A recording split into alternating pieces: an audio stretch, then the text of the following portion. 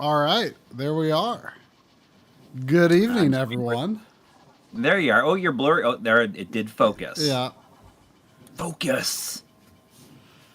Here we are. Here we are, back to normal doing.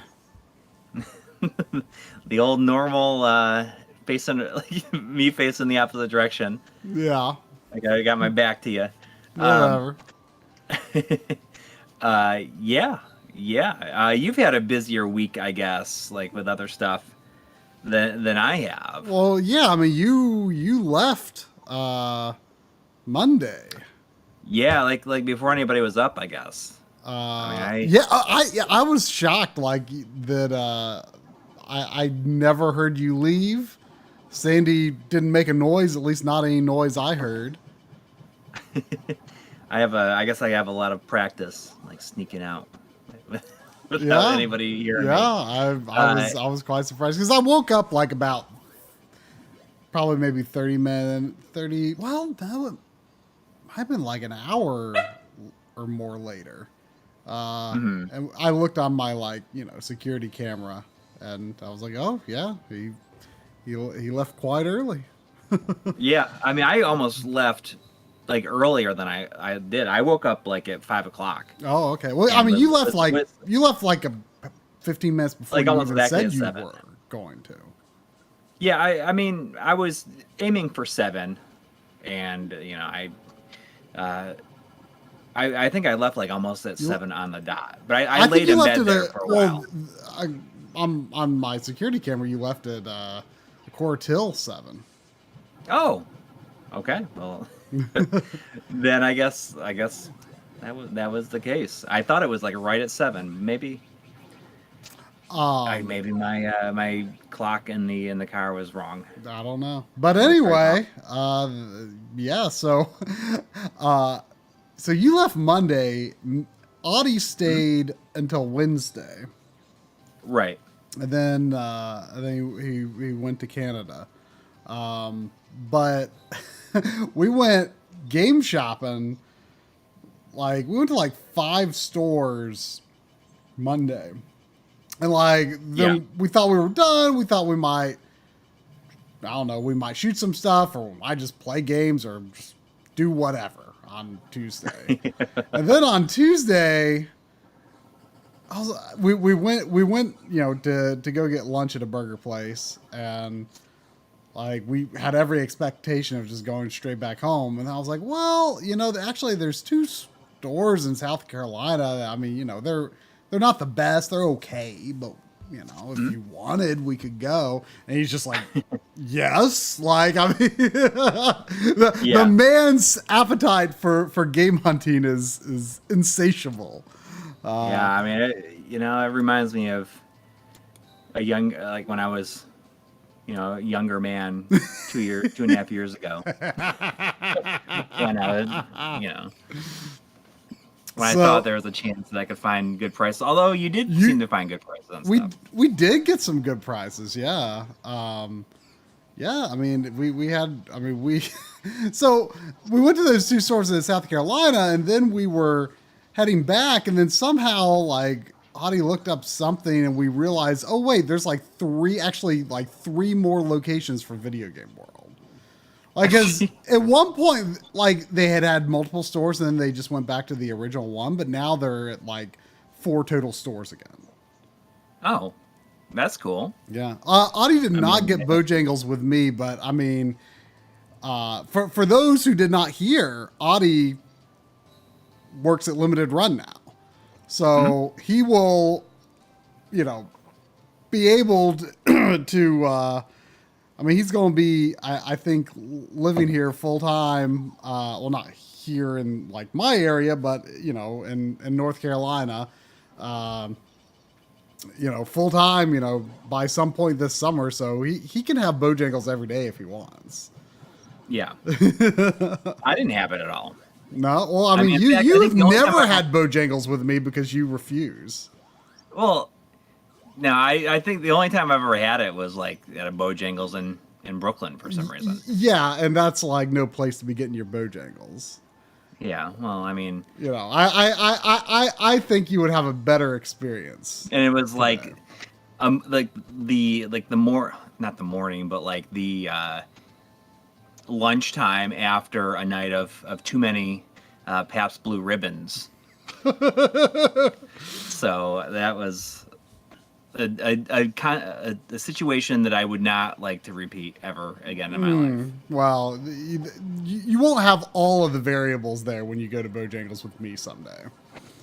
Yeah. But anyway, so yeah, we end up going to all these stores. So we end up like it's crazy when you really think about like how many game stores are like within like a 50-minute radius of Charlotte. Like it's crazy. So we went to a lot of game stores, and so then we did shoot a pickups video, which I think we're going to put live on both Digital Foundry Patreon and My Life in Gaming Patreon tomorrow, I think. It's like we bought so many games. Like there was just so much pent up desire for game shopping. It's like the video is like it's just a little bit longer than the Mr. video. Yeah, and in a way, we're kind of looking at it as like maybe a relaunch of like ad lib videos, right? possibly. Right. So it's only going to be on Patreon for now. We may release it publicly at some point in the future if we feel it wouldn't hurt our analytics or anything. But I think it's not amazing or anything, but I felt like we had a fun conversation. So I think it is entertaining. But it's simple but entertaining. I mean, we went through our whole haul, every game we got like from the Limited Run store, every game we got, from game shopping after that. He picked up some games from another friend of his that lives around here that he had been holding on to for him. So yeah, we had a lot of games to get through. Now, I just saw that Ryan Foslin pledged $1 via Patreon as I am saying this. So yeah, if you want to watch a 2 hour and 45-ish minute pickups video, you can do so tomorrow. Although I do want to say that I came home and got something on Friday. Oh, you did get a pretty crazy pickup after the trip. After I got home. Since I'm not in this video, I can show it off. Yeah. I'm excited about it. It's something I never thought that I'd have, and it just came into a local game store, and it was a pretty good deal. And it was a pretty good deal, but I had like you had like a lot of credit built up. I had like a lot of credit built up just from like old Goodwill finds and stuff like that. I need to do a kind of a reveal of it, and I'll show the other thing too. All right. Oh, and another Chris Ramsey on Patreon. Thank you. By the way, we'll also release the video for people who are YouTube members as well. We treat that equal to Patreon. Goodwills are not places to get games anymore. Okay, so I'm pretty excited about this, and it's at this point I feel like it's something that I never thought I'd own, because it's like that expensive and hard to get. But it's this. Let me see. I'm waiting for it to come up here. This. It's Celeste. Yeah. AKA Musha. Yeah. I mean, that's what it is. Yeah. So yeah, I mean, it's in incredible condition. It's it's a Japanese version. That's fine. That's fine. It's got a better box art and everything. Anyways, but I never thought I'd have it, and it's cool. Like I also got this. They got this, and I didn't have this before, but it's just like the Japanese version of Bare Knuckle 3. Yeah, that's the version of the game I have as well. I've had that for several years. And also in that pickup was something not for me, but I picked it up to hold on to it for him, and for when he comes back, is a game that John Linneman was looking for, and I told him that it was in this this trade-in, and he ended up paying the guy for it, the owner of the store, and then he's just like, I'm gonna hold on to the game while he's until he comes in, hopefully this summer, and that's Battle Mania, which also is known as Troubleshooter. Yeah. I've definitely seen video of that before. Probably something John linked me to. And I remember it looking pretty awesome. So that's here until he comes and gets it. Another $1 on Patreon from Tony. Thank you. There's a couple of donations as well. I saw one from Yo-Yo Demo. Yoshio. Yeah. You need to keep up with them Yo-Yo Yoshios. Yep. It's $2 from Yo-Yo Yoshio 40 minutes ago. Oh. So I guess that was way Reshrined. before. Yeah, saying with my new obsession being Rocky and Bullwinkle, I misread the stream and thought you were going to be playing the Rocky and Bullwinkle NES game. I thought Charlie lost his mind entirely after the LG fiasco. I take it that's a bad game. I mean, that's a game that I couldn't have even told you off the top of my head if it existed. Rocky and Bullwinkle. Like, Yeah. I know there's a Genesis one. I think. I can imagine. I feel like the is like a Game Tech game or something like that. There was also $2 from Demo Kirby. Thank you. Saying, as someone who lives in North Carolina, I love North Carolina game discussions. Well, there's quite a bit of good game shopping depending on where you are in the state. Like there's some real deserts and there's some oases of lots of game shopping, and for some reason Charlotte pretty good for game shopping. We did get a few games at Lost Ark though. For I know for Winston-Salem and Raleigh people, that's kind of their like in between game store. That it's not super local, but it's close enough that they go to it. Yeah, and we stopped there on the way, and it was. I got a few things. You didn't get anything. Audie got. I mean, I'm not going to say what it was because he kind of saves it as his big find for the pickups video. But he got a good find there. And I think that since I have that Battle Mania, I might stream it. Like maybe I'll stream it next week. Oh yeah, While you got it, I don't think John will mind. Well, I mean, although we could always it's 2-player. I'm pretty sure it's 2-player. So maybe like we could co-op it. I mean, it doesn't say. I guess no, it is only 1 player. I guess there's like 2 characters though, aren't there? Yeah, but they both fire in different directions. I see. So I'm wondering if they change directions or I don't know. You swap them and they do something different. Sean Quinn has been a member for 24 months, but although I'm guessing that when it came up for him to make a comment, it says you've been a member for 1 month. I think that is a problem that Gaming Blows has had before too. But Sean Quinn has been a member for 2 years. Wow, impressive. Yeah, thank you, much appreciated. And there is €5 from Indie Gotcha. Thank you, saying y'all should do a playthrough of Battle Mania and its sequel someday. Yeah, What's the you know, sequel? I maybe it's just like Battle Mania. It's like some word. Is Like it it's like is a it for Japanese word. is it for Genesis or Yeah. okay? Or Mega Drive. And it never came out in the US. I see. That is I use music from that game on the scene in the Mister video where it's like the beginning of the Genesis segment where I use like the crazy camera angles. You know what I'm talking about? Maybe. And that's that. All right. Well, so I'm going to switch over to the game here. I want to show you how I am presenting this game because I'm actually very proud of this.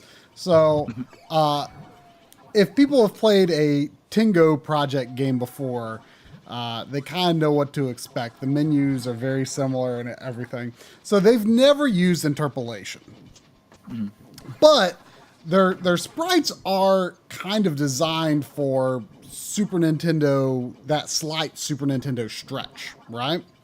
You know, Yeah. So by default, well, you'll see here, I don't have it set how it is by default. And by the way, this is the Japanese version, so it's interesting because it has like the Japanese title screen. It's got the Japanese tile on my Switch dashboard.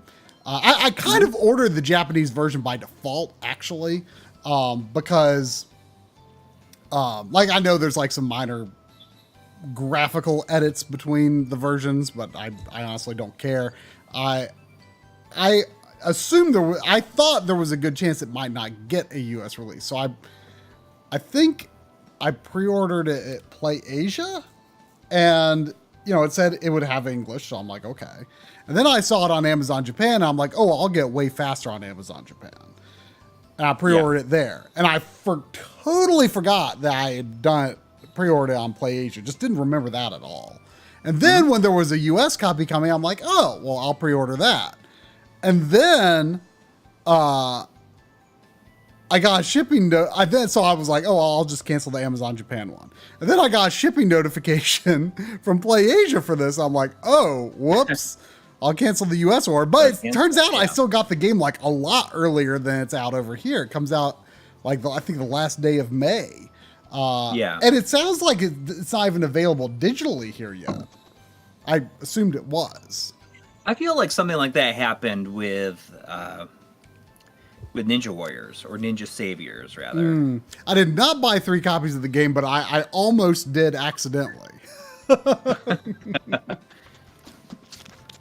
So yeah, then I went and canceled the US copy, and I'll just stick with this. I'm happy because see, I mean, it has like all of the different language settings. Right. In here, regardless, it's just that, you know, some of the graphics seem to be, you know, like the title screen and stuff.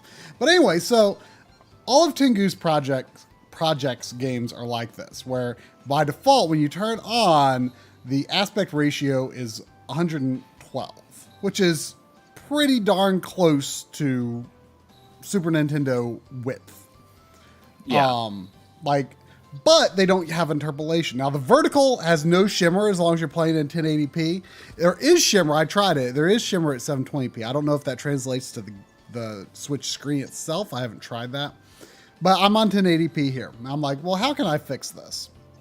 Because, as you can see, if you put it at 100 for the aspect ratio, it's 1-to-1 sizing. But now you see that there are these... this red leaf border, and you can't turn that off. Yeah. And I believe the other games were similar to that. Yeah. But of course, there's, you know, to be fair, like I feel like the other games you couldn't see like shimmer unless you could like really you could not see the shimmer. Just the I mean, first of all, Wild Guns Reloaded has almost no scrolling anyway, and the scrolling speed of Ninja Saviors, it's not really visible at all. But still, I want it to be better. So what I ended up doing was I set to 100, no show. And I can't remember if when I was testing if there was, I mean, because you'll go like vertical for a while in this game and horizontal for a while. There may have been a little more noticeable shimmer in this than like Ninja Saviors. But regardless, I've made it perfect because... I set it to 100. And then I used the 4-way zoom on the C1, which, remember, that's a feature that is either not in the C2 or it might be not in game mode for some reason. Man, I bet you anything it would add lag, because anything other than 69 adds lag. That's on a the feature C2. that was on the C7, and my C8 also has. Yeah. But the it's gone from the C2. It's weird they would get rid of it. So, but it is in the C1. So I don't have the vertical scaled at all, and I have the horizontal stretched out just up until that red leaf border is gone. And over here on the stream, aha, see, I stretched it on the stream. So now you all can enjoy the correct aspect ratio interpolated by the TV and interpolated by OBS as it should be. So now we've got Super Nintendo with pixels, with no shimmering, and it's wonderful. So, and by the way, this is kind of just a random me nerding out about scaling. If you have it at the 112, which of course it's too wide on that view, but so now it's stretched. But now it might be hard to see on the stream, but like that A start, like there's definitely some weird scaling going on with some of the menu items when you're that default 112. So I think if you have the means to do it, I think this 100 plus, using your TV to stretch, is the way to go. So that's this is something like I think that we talked about it a little bit before, like, I guess like when I was there. I think it was you, Audie, and I were talking about it, about how I get it. Like, I get, doing this, but I there's, no way that I'm going to, mess with my TV settings on a per-game basis. Like, it's just not going to happen. I mean... I'll just, deal with it slightly being... it's just too much stuff to, remember, and too much, prep associated with playing the game, I guess. So something I also kind of like here is that there's this extra easy difficulty level, but you have to unlock it. I appreciate. So if you just have a hard time, have a hard time. I appreciate that, because they're like, hey, this is here if you need it, but you have to try first. You know what? Have some confidence in yourself. Maybe you can do it. Yeah. So they make you try it on normal at least first. But from what I've seen, from what I've tried though, it does seem rather difficult. Yeah. Is there any way you can make the donation ticker a teeny little bit smaller? It's slightly over the game image. Well, I'll fix it after I finish reading the story, because I haven't read this yet. Okay. I'm sure it's extremely important. Yeah. So I've not watched any trailers of this. From the moment it was announced, I said I know I'm going to get this. Mm-hmm. So I haven't watched anything. This is going to be the most I've seen of it, because I just I would buy it, sight unseen, if I knew that it was this team doing another game like this. Yes, I mean, because in what is it, 2019, Ninja Saviors was my favorite game of the year. Wild Guns was pretty high up there in previous years. I just think that the work that they do on these kind of games has been completely amazing. Yes. Yes, they are. I don't know why that got bigger for some reason, but hopefully that is nicer. I mean, I don't doubt that it's going to be really, really good. Yeah, well, I mean, John is loving it, so. Yeah. And like this, so I had heard somebody say, like maybe it was you saying that like it has some frame rate dips here and there. John said that. I mean, I have not noticed that. And I think I heard somebody say that that is not present in the PS4 version. Okay. But I doubt that. as I doubt the visuals are any different on PS4 though. Like, I doubt there's any I'm sure interpolation. I doubt it has 4K or anything. But I mean, it looks really good.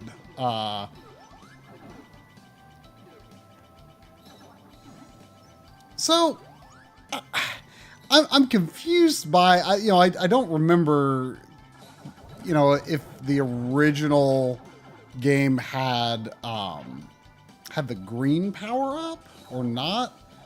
I don't know. I mean, but like it always technically supposed to be a third game. There's an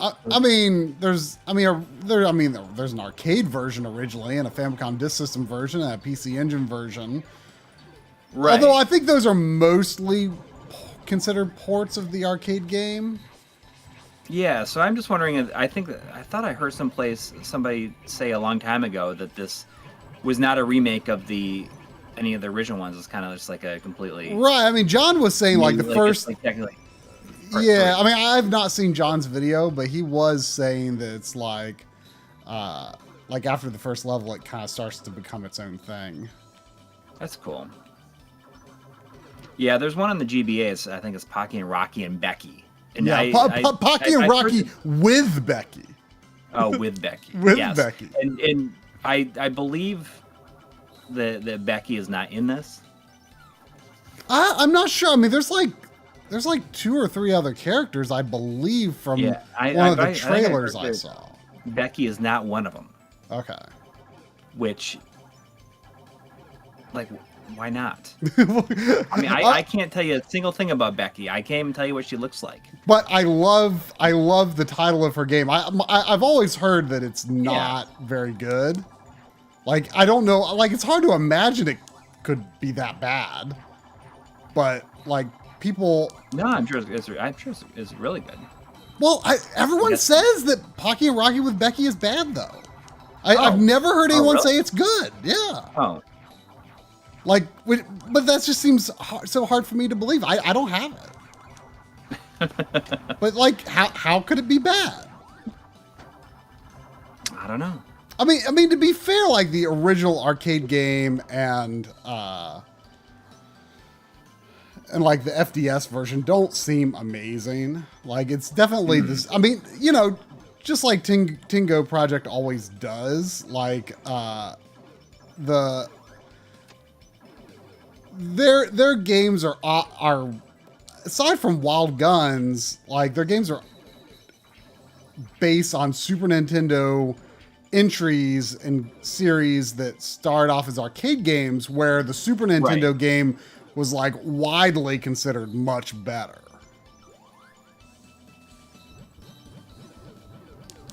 Yeah. But, like, this makes me wonder what they're going to do next, because... Yeah, like, the options are... Like, unless they do, like, Lufia or something, but, like, in terms of... I would be so into... Like, if they did, like, a Lufia... 3? Lufia collection, like 1 and 2 together. With the very, like, subtle graphical upgrade thing that they normally do. Yes. That would be amazing. Just... Oh, man, I'm dying and losing all my power just before the boss.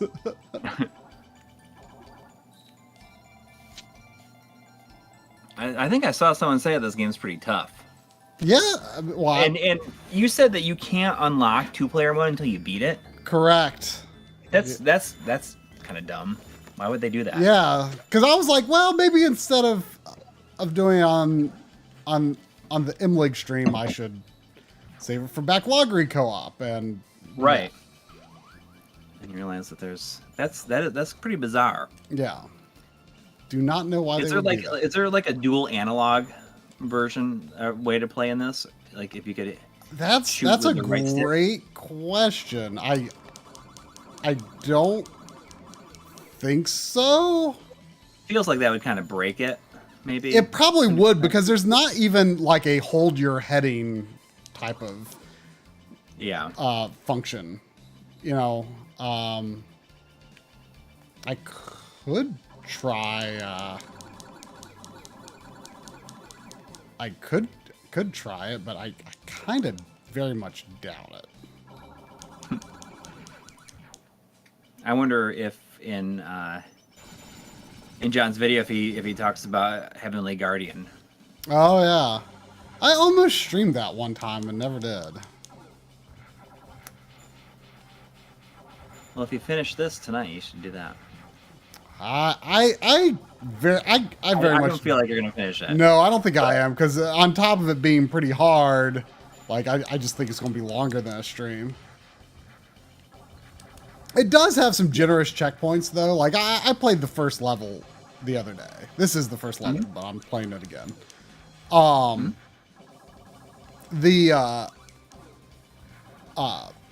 It's like that bridge where like you see like the cloud reflections. It's like there's a checkpoint right there, and like you can continue from there forever. Oh, that's cool. We got $10. Whoa! From Tender Brew. Thank you. Coming here, he's just dropping $10, saying, "Hey dudes, glad to be able to cut the stream tonight. Had a rough at-home schedule lately. Been loving the content though. Keep it up." Thank you. Well, thank you. I'm glad that the streams like qualify as content. I guess when did your C2 video come out? It feels like it was a long time ago. 2 weeks ago. Then that's it. Like it feels like it was longer ago than that. I don't know. And then I remember when that came out, and I looked at it a few days later. I was like, wait, this video only came out 4 days ago. It felt like it was a longer time ago. I don't know why. I don't know. The past 2 weeks have gone. A long time to you, but... No, yeah, the past 2 weeks have gone really fast for me. Yeah. But yeah. I'm working on the setup and studio tour, and there's like a lot of stuff to like get into, and I don't know if I'm just gonna kind of like let it roll how it is, we're just like, it's gonna be kind of long. I'm just gonna talk about the approach I took for each thing and like what I did down here and like how it's working. I mean, I don't think that people will care that much. I mean, I say that, at least in the script, I just say, like, I don't think that people are gonna mind. But and what's fun about it is that in the early part of the video, I go over like the previous tours that we've done. Mm-hmm. And when you think about it, even though it's not technically a setup tour, like RGB 102 is like a setup tour video. Mm-hmm. So I kind of talk about that, and I talk about like I made, this is the last episode I made in this location. Yeah. And then because right in the rental house, I guess when I moved from New York, like the last video I made in New York was Phantasy Star. And then I moved to that rental house, and the last video I made there was Space Harrier. And the last video I made in my last house was the games we played in 2019. But technically, the last thing done there was the last stream that John and I were in person for, which is like when we played, the Switch version of Turok versus N64. The N64, yeah. And it's just kind of weird, kind of feeling that it's been so long, I guess, since that. But that's I'm just gonna kind of like let it be a little bit more free flowing than previous stuff, because whatever. There's a like it's weird because it's like roughly the amount of like same amount of space as like the 2016 tour. Mm-hmm. And I did a kind of mini update on that was a video log, and it's you know, unlisted, but you can view it in the I think it's like either the bonus material playlist on the front page. It's either that or on the video log. You know, in one of those playlists where I just kind of, you know, did a handheld camera through, like, you know, seeing what I had done to update, and like I think that was in 2019. So I mean, this is like roughly the same amount of space, but things are condensed a lot more. Mm-hmm. But it's so much crazier, I think, in general, because, you know, I say in the script that I don't think that you know, I never planned on it being like what it ended up as. It's just the, you know, months and months and months of quarantine, or just like, you know, just being at home combined, like, just, you know, and having just moved in, I think is what really made it go completely overboard. Mm-hmm. So I mean, I think it'll be fun, and it's going to be a bit more laid back, and maybe having like this kind of more laid back approach will be a continuing theme for anything like in the post like 200 episodes. Because I mean, for people that didn't know, like, technically the Mr. episode was like the full episode 200. That wasn't a like an ad lib or anything like that. So you did not count ad libs in that 200 count? I don't believe so. No, and it doesn't have like any marathons or anything in it either. That's a lot, so, like, lot of content. Like 200 episodes. So, you know, maybe like it'll be a little bit more laid back at times in the post 200 world. look at Rocky's stomach jiggle physics on his idle animations. Yeah. Whoa. So, yeah. See a little bit of myself in that. There was $5 Canadian from Buddy Scotch. Thank you. Thank you. Asking, any plans on a dedicated video on the Neo Geo consoles? Love the content, by the way. Thank you. You know, I'm sure that there's going to be an RGB episode on it. You know, like, that is like definitely coming back. You know, like, it's happening. It's happening.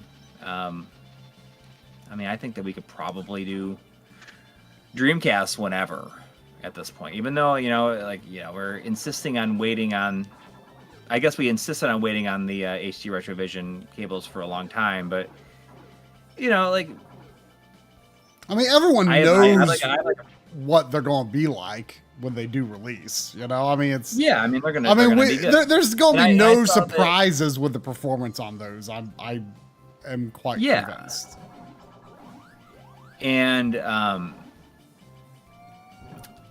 you know, I saw the like Retro Gaming Cables like tweeted something a couple of weeks ago about how they had like a completed component cable for it. I'm not sure like how that will stack up, but there's like certain things, like certain considerations that is, you know, with certain games not working right, that is like one of the reasons that the HD Retrovision cable has not come out yet, or if it's just entirely part shortage. I don't know. So I mean, I see Frank Bohr saying, you know, be sure you get your facts straight, because Neo Geo people. Mm-hmm. You know, I had honestly forgotten, like, you know, what a reputation, you know, Neo Geo had for being a little harsh. Yeah. And it's all, I think that it was probably all, you know, like fostered by like the NeoGeo.com forums, or what made like the hardcore Neo Geo fans like really say like, yeah, we can be sticklers about everything. So, I mean, that's what I assume, but I don't know. I think it'll be, I don't know when it'll be, but we'll see. We'll see. One episode at a time, I guess. Yeah.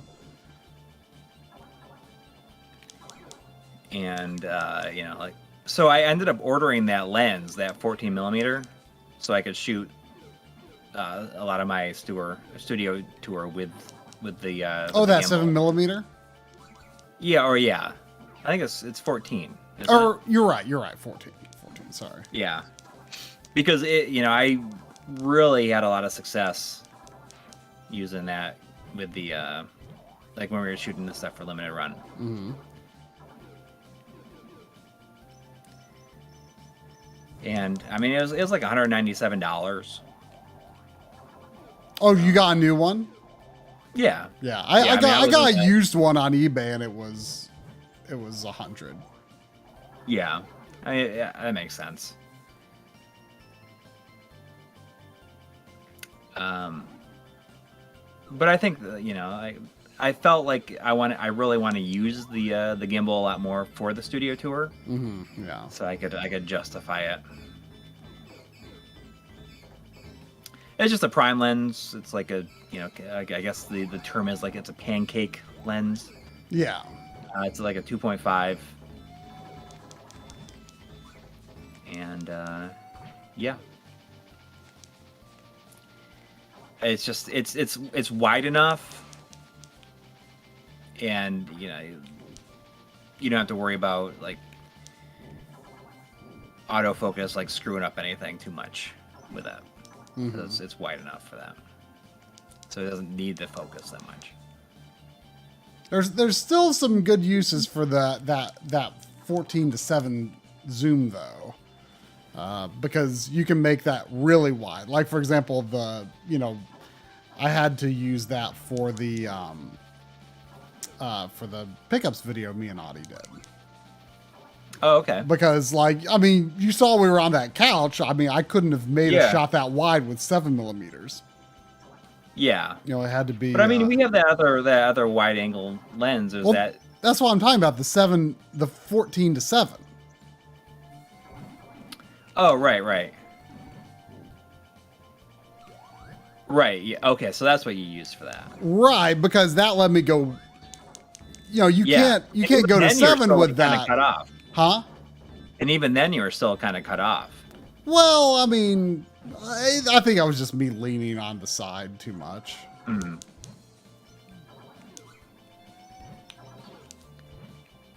But yeah, you know, I like it because using it on the Ronin like just makes it's not heavy at all.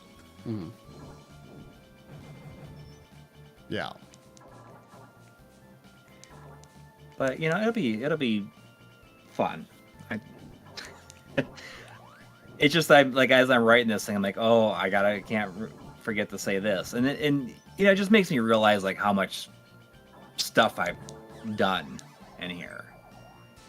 And I think in my 2016 video, I say, you know, I'm just kind of embarrassed about like everything I've done down here.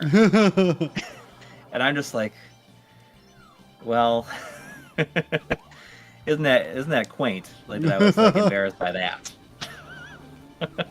because it's funny, you know. I will talk about it a little bit in the video where I've like, you know, seen both reactions of people who like don't really play games coming down here. Some people are like, oh, this is so cool, and other people are like, what?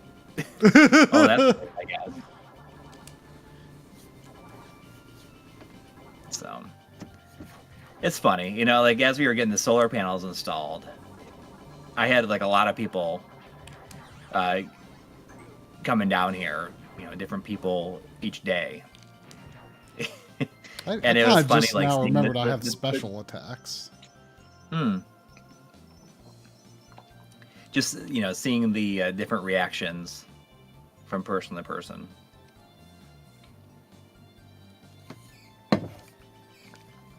Some people are like, it's like a movie studio down here.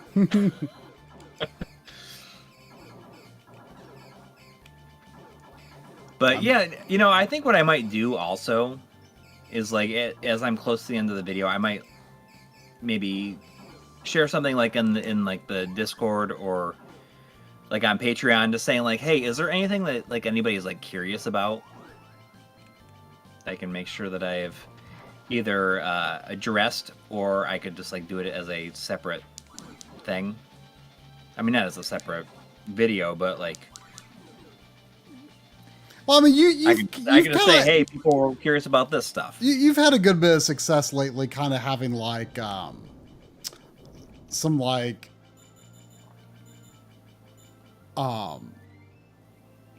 sort of catch-all sections at the end or in certain places in your video. Like that's kind of become a good sort of formula for you. You kind of at the end of the Analog Pocket video, you kind of had like, well, let's just test out all this stuff, Mm-hmm. And then you had, kind of your miscellaneous sections on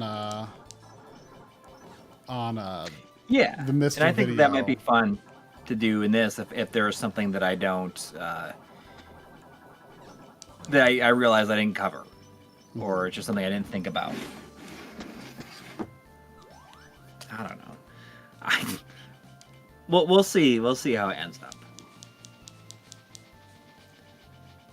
We will see how it ends up. Like, my outline was like 3 pages of things I needed to cover. So there was $2 from Yo-Yo Yoshio 12 minutes ago. Sorry about that. Saying, is it just me? Is it just me that feels that despite the SNES displaying 256 colors over the Mega Drive 61 colors, 150-ish using the shadow and highlight mode, many SNES games look quite washed out and lacking vibrance and contrast. And I definitely do feel that way a lot. I mean, for sure. Overall, I prefer the Super Nintendo look, but I mean, certainly Genesis had to make do with less available colors on screen, so yeah, you've got this situation where they probably are using more vibrant colors. Mm-hmm. Whereas with Super Nintendo, you have that ability to have kind of more gradations. But I do overall prefer the Super Nintendo look, but there are advantages to the Genesis look as well. I mean, resolution for one. Yeah. I think that Genesis the styles are more commonly mimicked in like modern game design. Yeah, as time goes on, I think that is true. I'm finding that, especially with, I think Joe talked about this in the. He did, like, where he was like, "Where's all the Super Nintendo homebrew?" I watched that episode today, actually.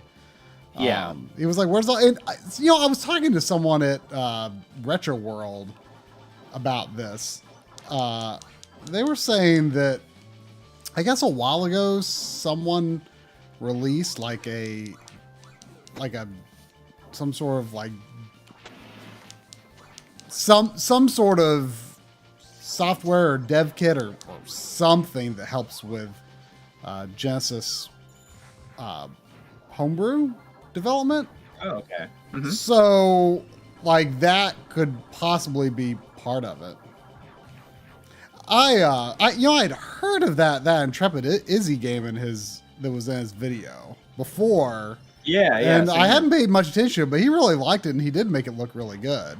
Like, I think there's a Switch version of that, but I don't think there's a physical other than Dreamcast. Right, and it's very possible though that I hope there will be a physical, because it does look pretty good. Mm-hmm. For some reason, the main character in that like gives me like Kid Chameleon vibes, like, you know, this like random, like, you know, normal looking modern human in a yeah, and that it looks, you know, like kind of bad. Like it looks like, bad, and like the graphics are like sort of weird, but like the more I watched of his video, like it kind of, the look kind of grew on me. So do you think we're seeing the reflections of the clouds in the water there? Oh, absolutely. I mean, even the Super Nintendo game does that. Yeah, I love that kind of stuff. I love reflections in the in water. And I said that to you about when I played Thunder Force 2 on the right. 68,000. That I'd never played before, but I love on that first level how you can see the reflection of like what's above you, like on the top down levels, you can see the reflection of what's above you in the water, and then it gives you the impression of like, hey, you're actually like inside this planet instead of like just flying over. Did you know you were inside the planet? No. There was no way to know before. It was. I just wasn't sure if it was like establishing the story or something. There was $2 from Phenonymous. Thank you. Saying, evening, fellas. Checked out the new Doctor Strange. No, I wanted to go on Friday, but I got caught up with some work stuff, and I could not. And I'm planning on seeing if I can go maybe tomorrow, like at like 11 or so in the morning. I have heard. I've been kind of avoiding as much as I can, but I have heard that it is like incredibly like not for kids. I mean, that's kind of cool to hear. I mean, yeah, it's like, I mean, they like originally said it was going to be a horror movie, and then then they had like the director change and everything. Of course, Sam Raimi would make you hope that it would be even more horror under his direction. Yeah, well, I think initially the first one was supposed to be like, oh, it's like a horror movie, and I think that's why they got that guy. It was like Scott Derrickson. I don't remember what he did before. Like, is he the guy that did like It Follows? Oh, really? That movie's pretty good. Yeah. Or he did another horror movie. If it was not It Follows, then it was something else.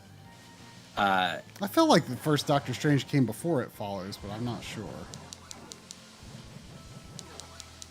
I'd have to look it up. I probably am not correct on that, but I remember seeing that he did something, and I was like, "Oh, I'm surprised that's what he did." Oh. But yeah, I have a friend who said, he's taking his kids, his 9-year-old daughter, to see like, several Marvel movies at this point. Mm-hmm. And he'd always like looked up stuff like, is it okay to take kids, like a 9-year-old, to something like this? And he didn't look it up this time. It's like, this is the only time that I didn't look it up. And it's like, he says she's not gonna be able to sleep in her own bed for weeks. I mean, I assume it's still PG-13. Oh yeah. Well, there was like a whole thing on like, I read this article about how like what did they manage to like pull to like convince the MPAA to give this movie a PG-13? Mm-hmm. Like, what did they do? Because it certainly should not have been.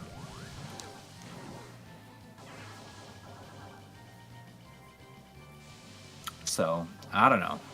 Oh, dang it.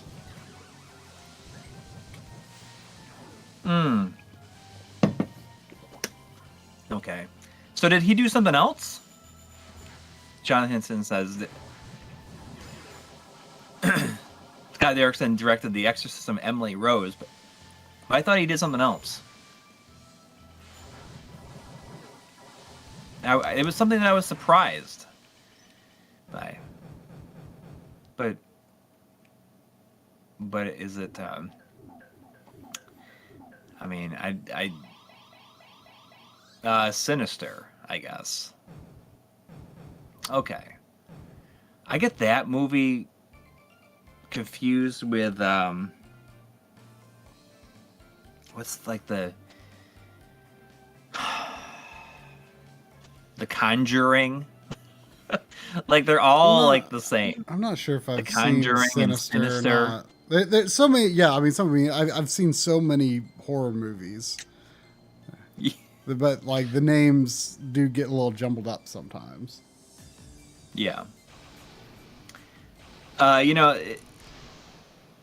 Thinking about if this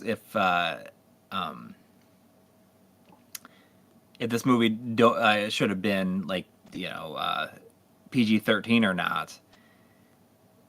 You probably just say it's like an 80s PG, Exactly. which is a lot more. I mean, I feel as though Indiana Jones and the Temple of Doom, which is like the whole reason that PG-13 was even like invented.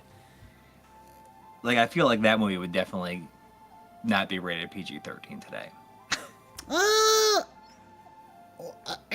Yeah, Temple of Doom would be rated PG-13, but it would not have been rated PG. I think so. I don't know. I don't think it would be today.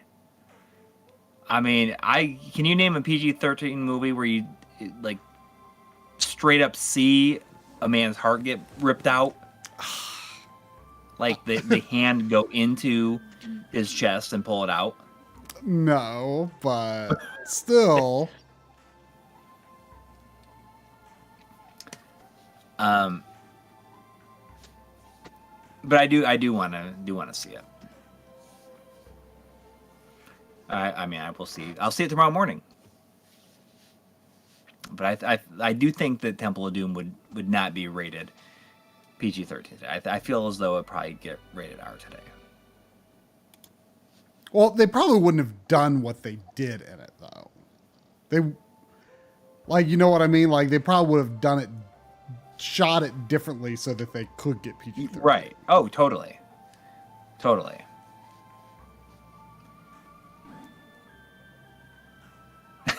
Joshua Helmick says, a lot of adult things happened in Temple of Doom. Yeah.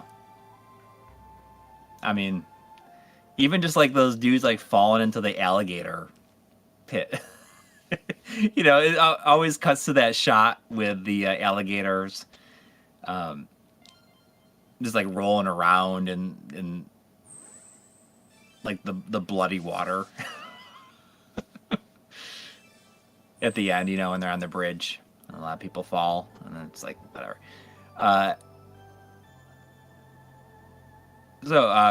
Cloud FF 72,000 says that the first PG-13 movie was Red Dawn.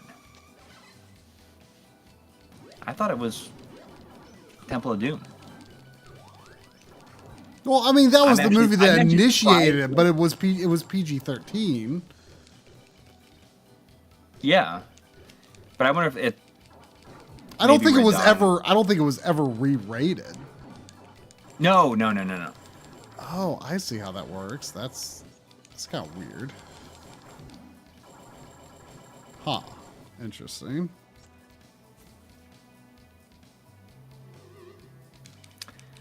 There was $9.99 from Saner80.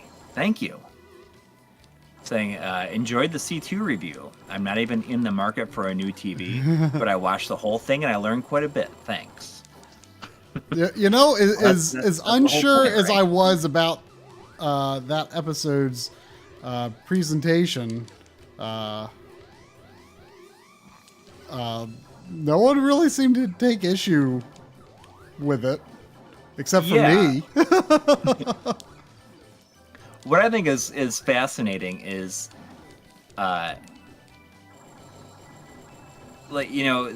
how big of like a swing it is between like what people think of it.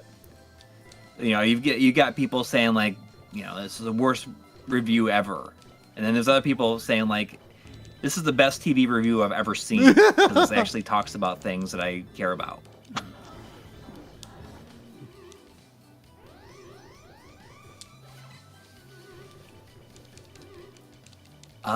There was also $2 from Yo-Yo Yoshio. Thank you. Thank you. Saying, have you ever experimented with 240p output from a PC? It's pretty easy to do, and most monitors happily support even true 320 by 240 doing a super sharp scale. And about movie ratings, Deadpool was rated 15 in the UK despite multiple F, C, and B words. No, we have not. It used to be considered kind of difficult, though, didn't it? Yeah, I always thought you needed like a specific adapter or something. Well, yeah, like the what was like the arcade VGA or something like that was like it's like an ATI card that you needed to do it. But maybe it's easier now, but you still would have to transcode it. But that's not that bad. I haven't really messed around with it because navigating in Windows in that kind of environment is like the worst. Like I can't. It's hard to find like worse ways to spend my time than try to like navigate in Windows at 240p.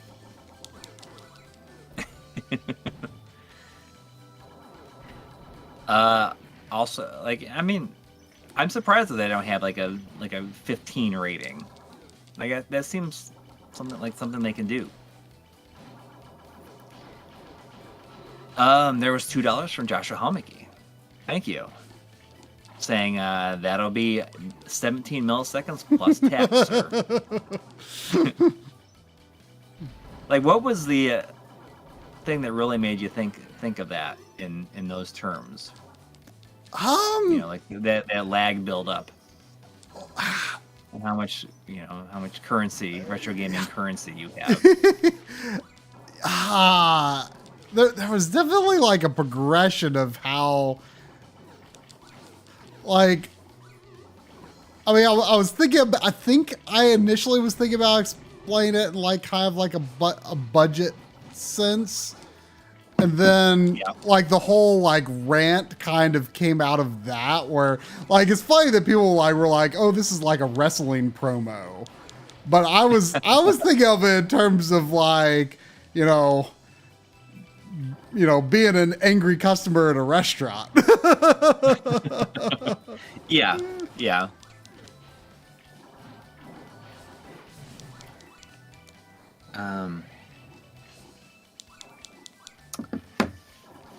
There was also $5 from Jonathan Hinson. Thank you. Saying, are either of you interested at all in the Steam Deck or any powerful Windows Linux Switch-like PCs that have recently come out? So I have a Steam Deck pre-ordered, but the more it gets delayed, the less I care. I'll keep the pre-order, but like I'm not chomping at the bit to get my hands on it. I just have like so little I could actually do with it, just because I don't buy a lot of PC games. I mean, but but I am interested by it. I mean, I usually watch like the Digital Foundry content on it just because I do think it is interesting. They were saying something like you can make the screen, if I understood correctly, there's an update to like let you lock the screen to like 40 hertz or something like that, which sounds interesting. Oh, I had no idea. Like I haven't watched anything on it, really. I just know that my pre-order is not going to arrive until like the end of this year or early next year, so I'm just you're well, if you're not even thinking about it, you're going to end up being charged for it. Oh no, I totally intend on getting it. Oh, okay. I just don't really. I'm not thinking about it that much. Yeah, I'm not excited to get it. maybe once I do get charged for it, then I'll be like, oh, let's see where this thing is at right now. Yeah, I mean, I definitely like the idea of a little computer that you can like ultimately, have HDMI output from. Like, I'm sure I would come up with plenty of nice uses for it, but I don't even know what it costs. Like, it's hard to imagine it would be that worth it to me personally. Yeah. I mean, it's hard to say. It's hard to say. You know what?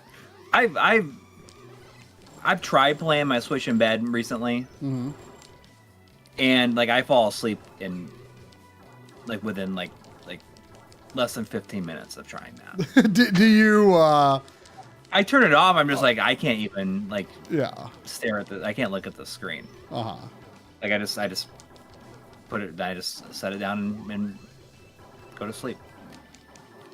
Like I just I don't know. There's just something about it. It's like nearly impossible for me to play games in bed. It's all because I think all goes back to trying to play Shenmue when I was like laying on my bed, and sometimes you have to like wait for like the time to come around before you can do certain things, and I fell asleep. And I guess maybe ever since I've never been able to like lay in bed and play games. I think there was a $5 super chat. Yep, from Mega X6. Thank you. Saying, speaking of Indiana Jones, do you remember the Indiana Jones Diet Coke commercial? That's some nostalgia. I do not recall this. I don't recall that either, but you know what I can say is when Audie and I were out game shopping, we stopped by a convenience store because we were thirsty, and we both grabbed the Starlight Coca-Cola. Oh, I had one on the way home too when I was driving back. We didn't like it. No, it's gross. Yeah, it's not very good. I can't imagine anyone thinking it's good. Like, it's what was weird though is he said like he thought I didn't actually try it until several days later. I actually tried it yesterday. But he drank it right away. And he was like, he thought it tasted like Dr. Pepper, which he said he does not like. But I didn't taste it didn't taste anything like Dr. Pepper. Yeah. I don't even know how to describe it. Like there was maybe a bit of a vanilla in it. You know what? It tasted like kind of like Smarties. Yeah. A little bit. Yeah. Like I don't know. Like it is not something I will ever get again. No. Yeah. It's not and good. I let my daughter taste it because I had a little bit left in the bottle. Like when I got back from driving back from your place, I went and picked up the kids, and I had a little bit in there. I was like, "Oh, you want to try this?" And they both had a little drink of it, and they were like, "Oh." Yeah, I can't believe how much they missed the mark on that. It's not good. Yeah. And but there's like, isn't there like another one called like Pixel? Yeah. Like what do pixels taste like? I don't know.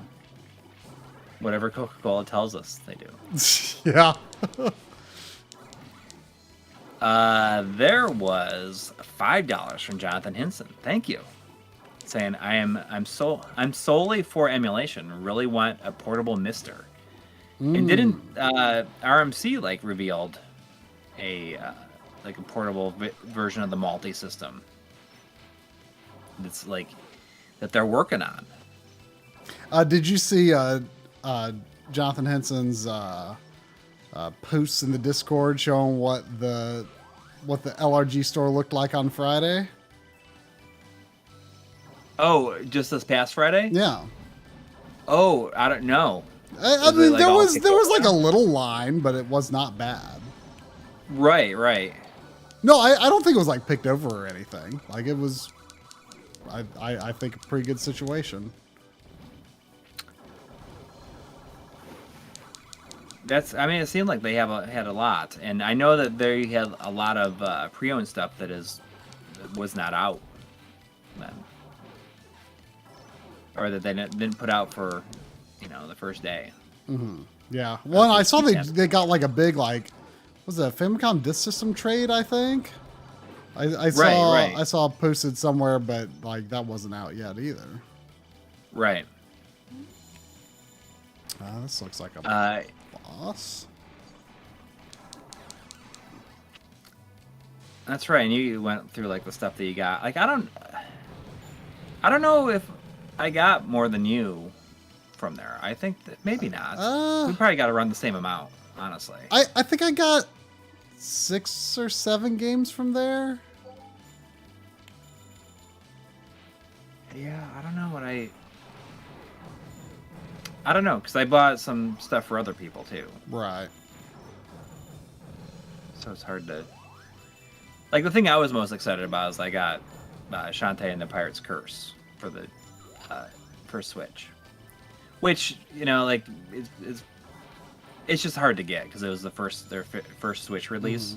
I ultimately decided I don't really care, because when I did the controllers episode, like, I kind of realized, like, the Shantae games play better with a PlayStation controller.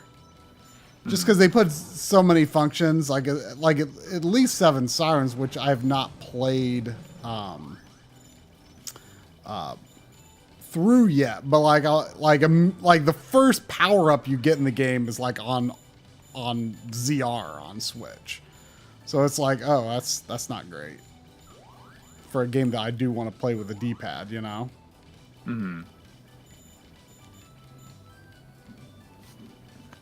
Excuse me. And other than that, I was happy to. I don't know. I guess Bit Trip is something that we both got. I don't want to ruin people's expectations or surprises for the video. Yeah. So I won't. I guess I won't get too into it. It's. I mean, we start off talking a lot about limited run, and then doing. I do the games I got from limited run, but then we immediately move on to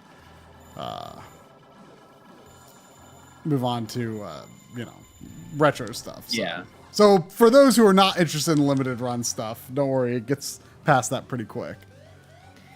Here's a question for the chat, and I don't know if this is like a common thing, because I've heard some people say that it might be a little bit common.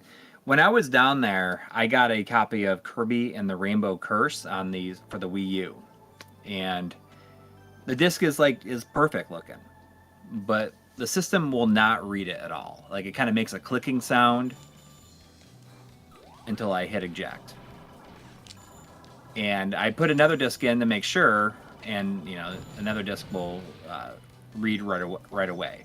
I've heard people say that they've run into instances where where Wii U discs have gone bad and stopped reading. That's really weird, because like they're such, they look very durable. Like one of our local game stores, they once said like, oh, we tried to like ruin a Wii U disc once and like was trying to scratch it, and it just still looked perfect.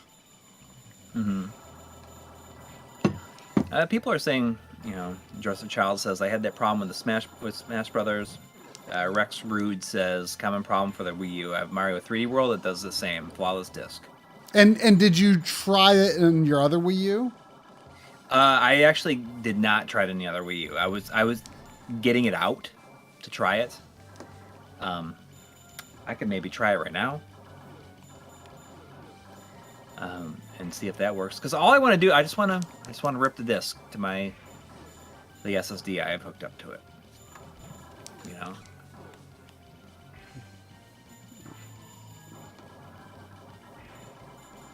Yeah, I heard something recently about like the 32 gig systems are starting to have NAND problems. Right. Or I guess technically all systems, it could be an issue, but I think the 32 gig ones are more likely. Yeah, Castlevania Game says I should use some Brasso on it. On the disc. That's $20. Whoa, thank you, EV Chill. From EV Chill. Thank you. You'd be chilling tonight. Been having a good time this week checking out Trek to Yomi. Highly recommended. I hope you guys, and as a great community, have a great week. Thank you. I saw that game is available for pre-order on, I think it's on, not Strictly Limited, but like Special Reserve. Okay. And it looks kind of cool, but I didn't really look too closely at it. What kind of game is it? I don't know. Like that name sounds familiar. Like yeah. Like almost like something I would have heard of like years and years and years ago. I don't.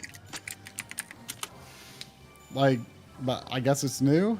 Huh. It's like black and white. Yeah. Something that surprised me that I learned from our Discord today is that I guess the like there's like some sort of side-scrolling prequel for Uden Chronicle that is it's coming to Game Pass next week. Yeah, it's like a side scroller or something. Yeah. Right? Yeah.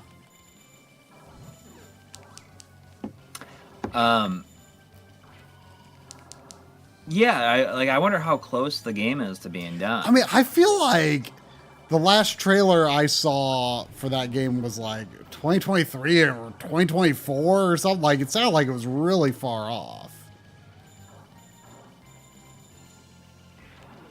Yeah, I mean, it's definitely... I haven't been following it all. I haven't either. I hope it's not going to be difficult to get a physical copy if you weren't a backer. Yeah. I'm sure it's not. It will be easy to get one. I'm sure that it will get like some sort of either limited release or retail release. Mm-hmm.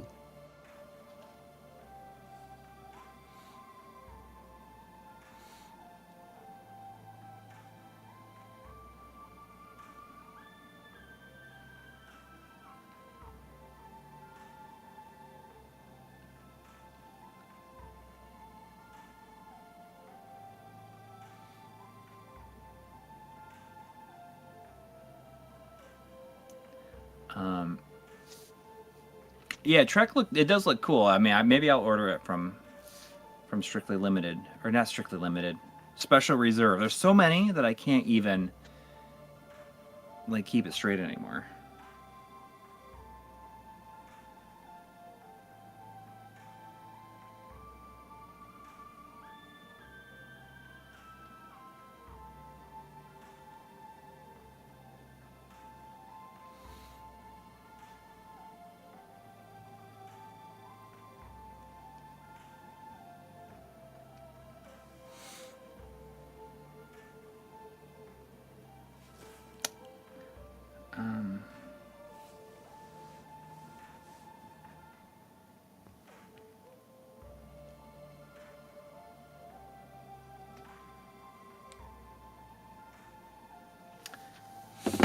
Are you still there? Yeah.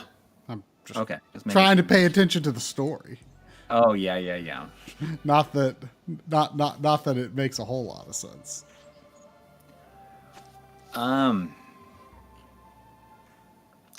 Is the Trek to Yomi? Is it up for, let me see here.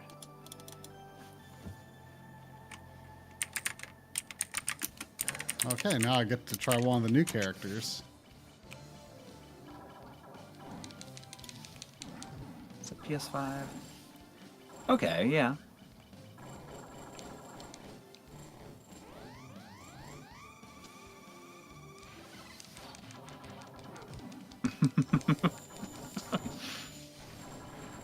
Well, I'll put this in my cart on the Special Reserve. Like, it's fun to get stuff like this, kind of, with knowing very little about it. The real question is, do I actually even pay attention to like upcoming releases at all anymore? I don't know.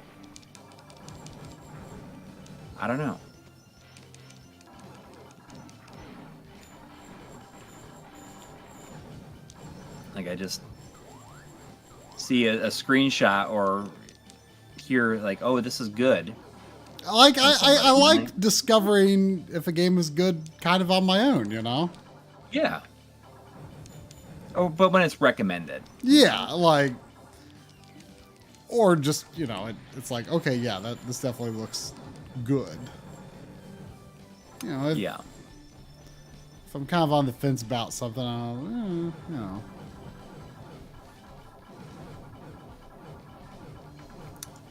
Oh, I saw that, I think I mentioned it on here, not too long ago. I saw that, Premium Edition Games is going to be doing a physical of that game, The Wonderling. That I mentioned it before. Like you play as like basically a Goomba, Oh, right. Yeah, and yeah, all yeah. you can do is jump. Your character like automatically moves left and right, and all you do is make him jump at the right time, and it seemed really fun. Oh, you're this character The now. Swiss show, yeah. Is this the first time this has happened? Yeah, in the story mode, she seems very powerful. In the story mode, you can't choose your character. They're like it's a set character for each level. I wonder if, like John said that the free play mode is the 2-player mode. So, like, I wonder if, like, the fact that they, for whatever silly reason, they did online leaderboards, like, if that has something to do with why you can't, why you can't play 2-player. It's just, I mean, it seems silly to me because it's like, well, who even cares about online leaderboards for this game, you know? Right? I mean, well, honestly, Does anyone care about online Does anyone leaderboards care for about- any game? at this point, I mean, the only probably, 5 people per game. Wait, what? The people that are in those Oh! top positions are the Okay, only ones that care about it. I could not parse what was going on there. I thought that was like going up and down, not in and out.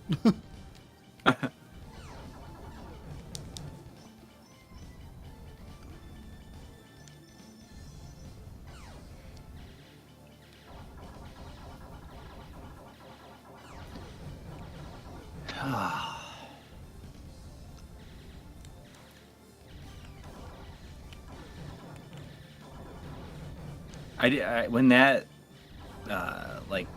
centipede thing came out, that mini boss you fought, I saw some slowdown there. Oh. Oh dear. Game ruined. Yeah, it's over. It's over. Yeah, are you going to get the PS5 version of Ease 8? Oh yeah. Artemio linked us and I pre-ordered it. Oh, okay. Yeah. I mean, I'm getting it too, but I don't understand what it could possibly offer. I think It's different. I think someone said it might have 120 FPS. Oh, really? Yeah. Oh, okay. Maybe that's the game that'll make you upgrade your TV. No, like I definitely don't feel like upgrading. Like, I believe me, now, it's I like, understand. after like seeing everything, it's like, well, I don't feel like it's like what I need to do right now. I don't blame you at all. And I did put up a an alert for like Facebook Marketplace for CXs just in case. Mm-hmm. I think comes up and it's like, if it was a good price for for a 55 or 65, I could see myself doing it. There was $10 from Green Thumbs. Thank you. Thank you. Asking any deep cut PS1 recommendations. I've been exploring the library and looking for some lesser known games to try. Thanks for all the great content. Well, you know, the pickups video tomorrow probably has a few of those. Some of those deep cuts. Between me and Audie. Yeah. I don't entirely want to spoil what some of them might be. Yeah. When you said there was another copy of the one. Oh yeah. Like, why didn't you tell me? Why didn't you tell me? I would have had you get it. Oh, I didn't know you didn't have it. No, I just had it on the X station. Oh, well, Chris had it, and he doesn't anymore, I guess. Well, you, I mean, you streamed it, so like, I didn't. I guess you were playing on the X station. Yeah. Like because you streamed it, like that's fine. Because you streamed it, I just like thought like, oh, you have it. If you're ever back there and they still had it. Yeah. I mean, I'll spoil one or two. Like Audie got Azure Dreams, which is like kind of this. It's a Konami RPG that's like definitely not as well known as like Suikoden. It's a little weird though. Like it's definitely feels a little rough around the edges, but he's a big fan. So there's a number of people who are big fans of that one. That's definitely what I think people would term a deep cut. Yeah. I mean, since you asked, I'll spoil what one of my big gets in the video is. It's Incredible Crisis, which is this like story-driven minigame compilation that is like absolutely hilarious. Yeah. Coury streamed it a while back, and I had never heard of it, and that's why I thought he had it. And yeah, it's really, really funny. It's just got like a really interesting and like just it's a good looking game for the system. It's just a lot of really crazy stuff happens. I'm just kind of looking through. Can you think of a good? I mean, you've got a lot of PS1 games. You've probably got some deep cuts there. Yeah.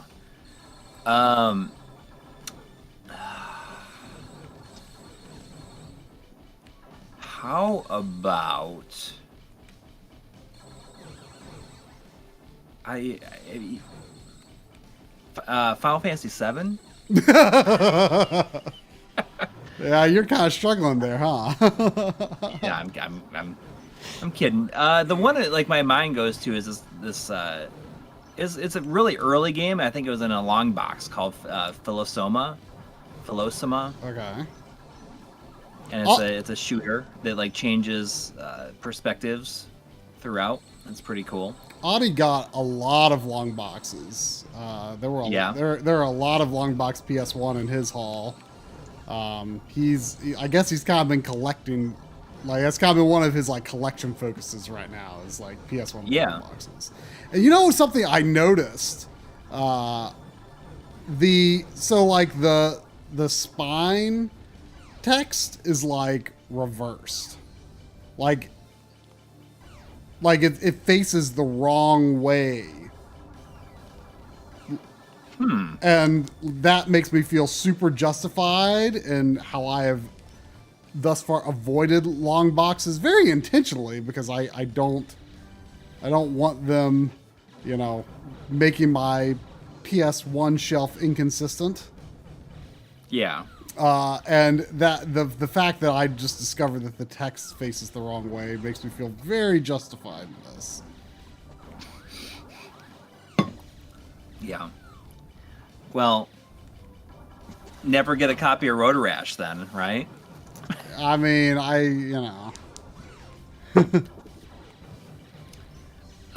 which will mess up your Genesis ones too.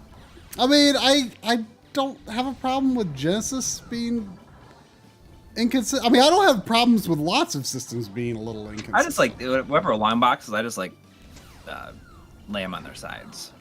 Because it's too annoying. You've got deeper shelves, though, don't you? Or you lay them on their side, like spine out, I guess. Yeah. Just because I'd have to like really mess with the shelving, like the spacing in between them. Mm-hmm. And I already had to do that enough for the stupid 3DO games. The 2 3DO games that I have.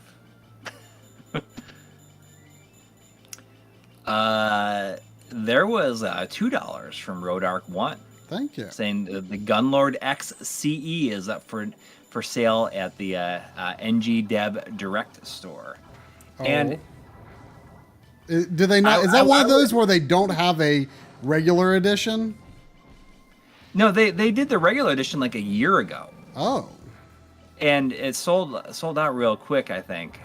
And like if they did another run of that regular edition, I would do it. But it is a special edition or limited edition has to be real special. Yeah. For me to like, and even then, even if it's like real special, if it's too big, it's like automatically out of the question for me. Unless it's a game that you just like really love. Yeah, yeah. I mean, you and I were discussing about how, some of like the limited run, Bloodstained games and like their Konami style, like the CDs for that stuff is just like a little bit bigger than an NES box or the same size. Well, the Switch ones are the same size as an NES box. The PS ones are a little bit. You can use an NES box protector. Yeah. I love that size, and like it comes with the soundtrack, which is the main thing that I want, like from a special edition anyway. Yeah. I'm real tight on space in terms of like where I have my special editions at. They're like all along the top. And I mean, I see no reason, because I've really just done lately is, I take the game case out of it, and then I just put the box like up at the top. It's just not like I don't really take advantage of it, of limited or special editions at all. Mm-hmm. Yeah, I do not get them frequently. Yeah. Will special editions be in the tour? Yeah, I mean, like literally everything down here is going to be in the tour, and probably way too much information about each aspect. I mean, I don't see though as being like, oh, here's my collection of special editions. No, I mean, that's not something like some games I get it, but most games I don't. Like I don't even think about like, oh, what games do I have collector's editions for? Yeah, and I don't think our tour is really going to focus on our game collections per se. No, but I might go through and be like, oh, here's your Genesis black box collection. Yeah, and but the thing is, like, that's probably exactly what I will say in the video, where I say, I got my special editions up here, and I just I don't buy any because you don't have any more room. They're just too big a lot of time, and I just don't have any real desire to have them. There's $1.99 from Derek Mivens. Thank you. Saying, hey man, love you and keep up the good work, bro. Well, thank you. We will keep up the good work. Thank you.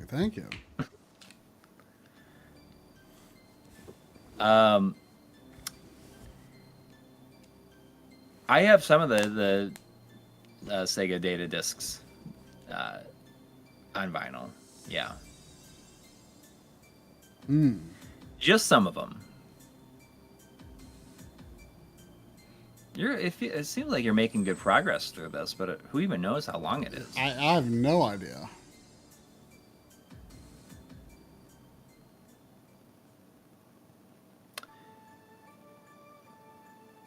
Yeah, like soundtracks are like the big thing that gets you to buy something. But even then, like I feel like a single disc soundtrack is like no.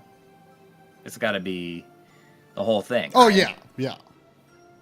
I You don't enjoy those samplers. Yeah, I mean, I'll take a free sampler, but Hmm. like, I'm not going to pay extra for something that's not the full soundtrack. Usually, anyway.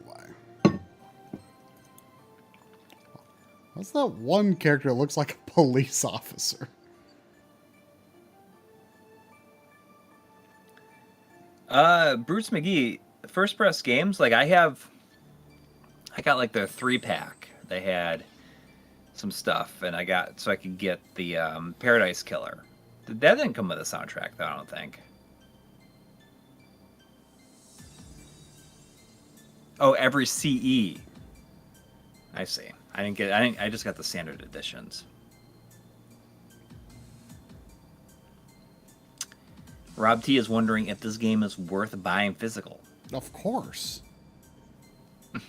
Most definitely. There's smoke monsters in the chat. Good to see ya. Yeah. It looks like this might be a an air armada battle. Oh. I'm all about that. I have not kept up with video game vinyl soundtracks, like at all. I think I got a couple of the Ease ones that are coming out, like the Fields of Ease. That has all the overworld tracks, like from the original through 9.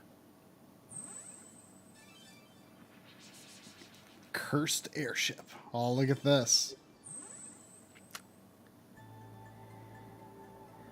So I was saying, the cursed airship. I want, maybe it was Pocky and Rocky 2. Maybe There had it is. one like this. What's going on here? Oh, he's just showing you on the map.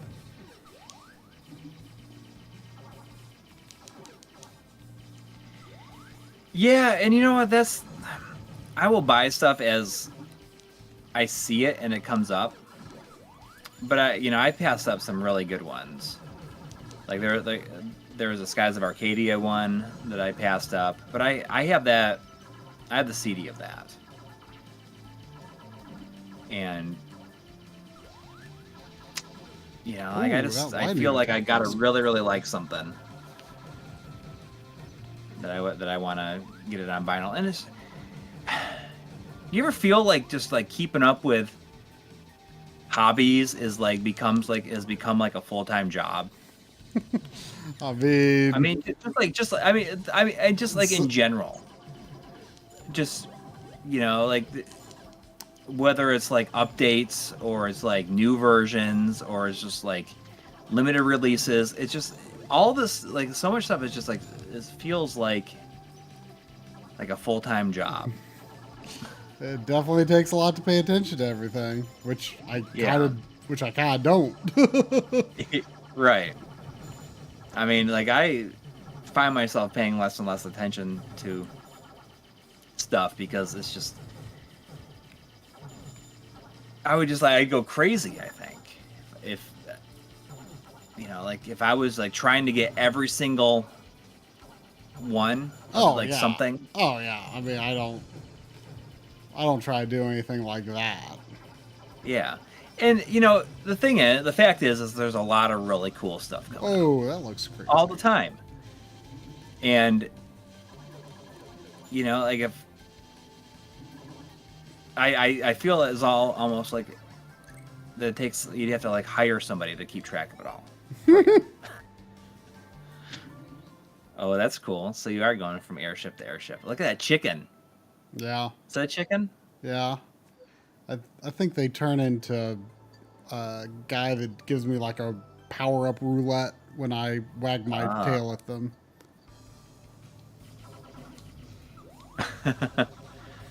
The secret to enjoying your hobby is not caring about the latest stuff.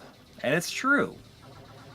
It's true, but sometimes there's something that you want, and you have like a very like a specific time frame where you can get it.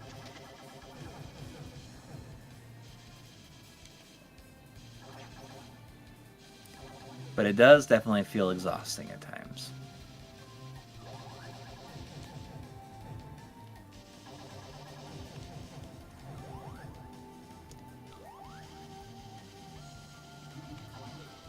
I don't know. A lot of people agreeing with me, so maybe. And like I said, it's because there's just so much cool stuff coming out all the time. You know, there's never been a better time to be into anything. Anything.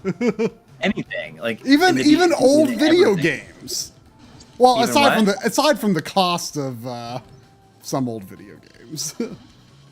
Yeah, but I mean, but like in terms of the technology and available ways to play them. Yeah. But even just like not even just games, just like almost everything in general. It seems like people are just like really into everything right now. And there's a lot of cool things coming out for everything. I don't know. It's like you're shooting the Ghostbusters. I know, I was thinking the same thing.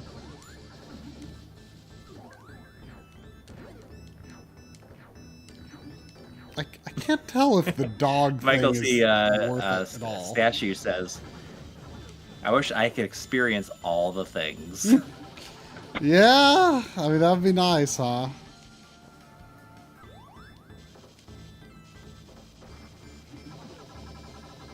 Yeah. And Drumata's right. Easier access to information on the internet makes it much easier for fanatics to get way into things. Yeah, in some ways it was better before we when the information came to us when it did, you know? Yeah. And it's supposed to arrive exactly when it was supposed to. Mm-hmm.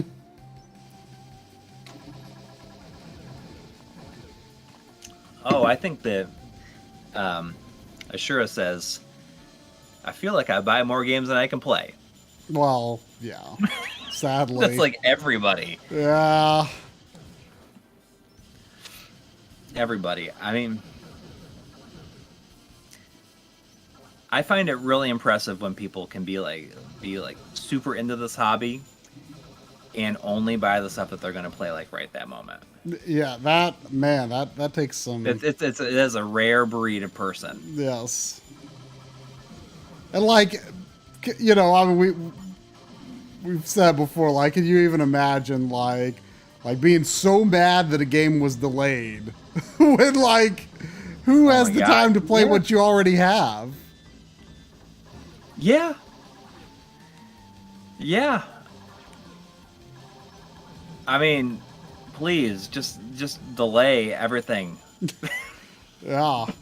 I would be okay if everything. I want every game was delayed. Breath of the Wild 2 to not be out until the successor to the Switch is out.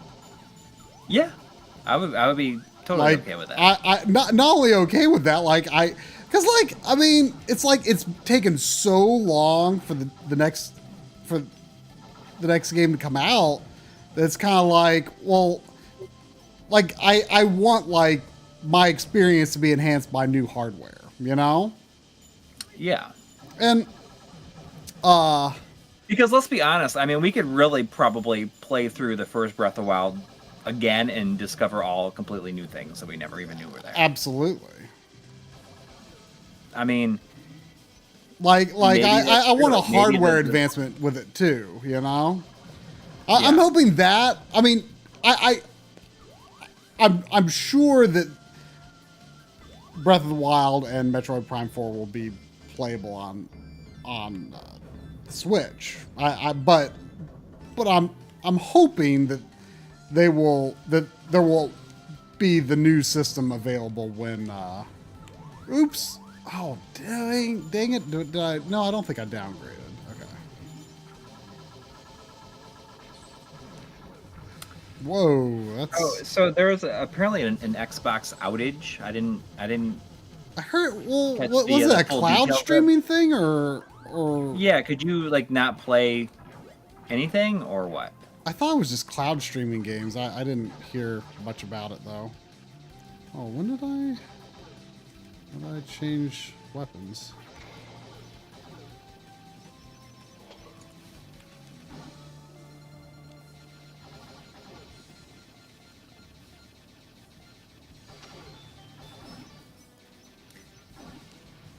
And that's going to be the big problem. Like forever, just like seeing this stuff. Oh, it's temporary. It just happened for a little bit, but it's fine now. Yeah, for now. Oh, even disc-based games didn't work? Really?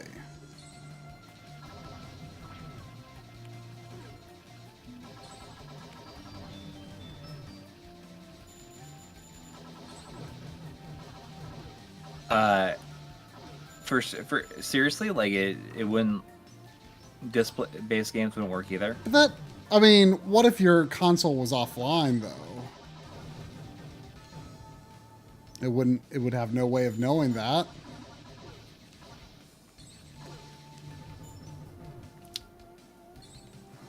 It has to do a DRM check. So even if it's I've installed I've installed. I mean, it depends on what kind of game you're. What kind of code is available on the disc, but I've run. There are some games that you can install without ever going online. It has to have native code on the disc though. But it is a rarity. I mean, that's a problem. That's definitely a problem with Xbox right now.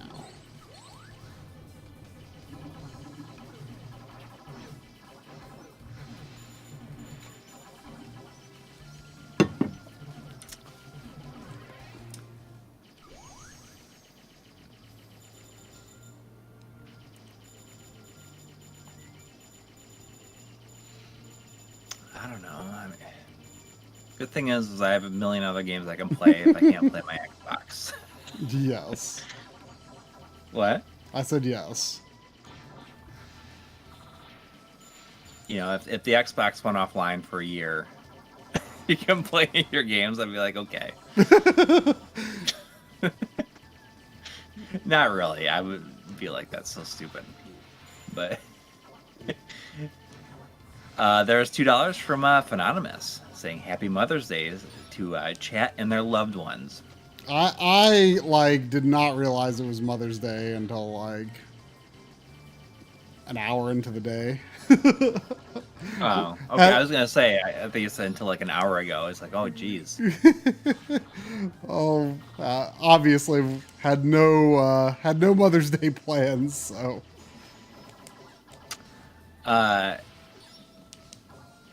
Yeah, we got up and had coffee, and then did a bunch of yard work. My wife is like working on her garden, getting her garden set up for the year. Man, our neighbors had like what sounded like an absolutely insane party last night for the Kentucky Derby. I swear it sounded like I didn't know that people a recording of a party of like it was like that intense, huh? Yeah, does that make sense? Like it sounds like oh, we need to like really have a crazy sounding party. Like we need to record the audio of it so that we have it for like the background in this movie scene or something like that. Like that. That's what it sounded like. I didn't know people in Kentucky were necessarily any crazier about the Kentucky Derby than anywhere else. Oh yeah, I mean, a lot of people. I've only watched watched it once, but yeah, people are crazy about it. Paul Bergkamp says they're just having a intense match of Mario Party.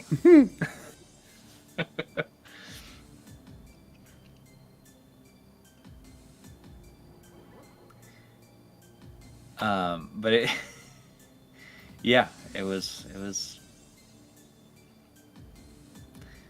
seemed to be out of control. But you know, I'm not sure. Like it seemed like there was I'm not really sure on the mix of people because their kids are like 21 or so also. So it's like all like one of their kids and like all their friends, everything. Oh, I have seen the VM2 project for the Dreamcast. I'm very interested in that. It's like a VMU that has a rechargeable battery and like twice the space or something like that. But it has a screen and everything. But only twice the space? It's probably more than that. I mean, it's probably 12 times the space. Whatever it can possibly see in the OS. Because I have that 4X memory card, and you gotta like hit the button to like toggle through the different memory banks on it.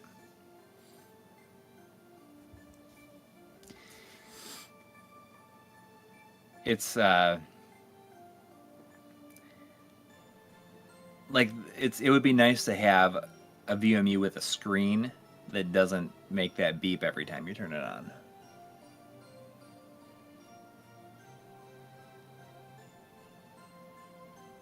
Do you have a VMU with a screen on it?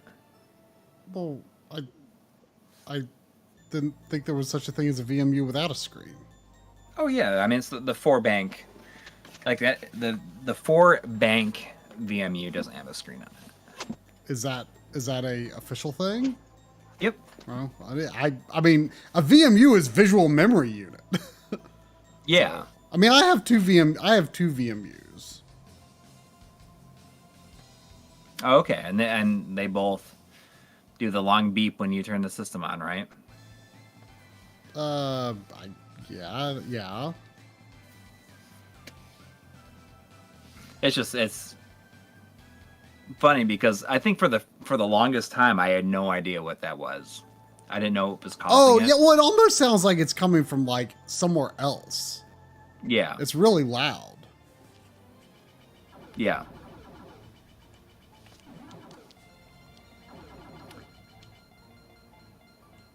It beeps unless you replace the batteries daily.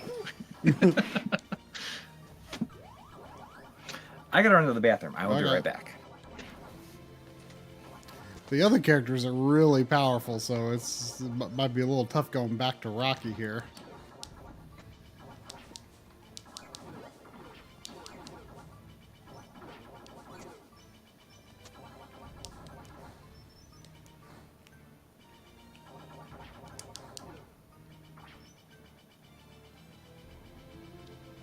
I don't like Rocky's ultra wide spread because it's like the widest ones oftentimes like they don't even hit anything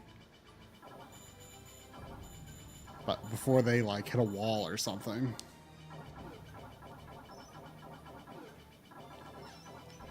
Jeez. Oh, and I don't even have any special attacks. Does that carry over stage to stage or something? Figured it would have recharged them.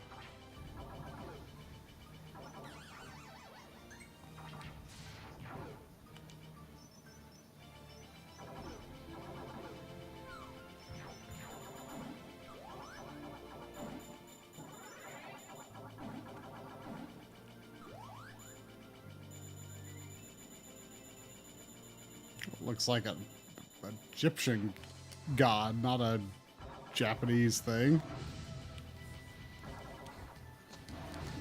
Whoa. Oh. Is this just going to keep going?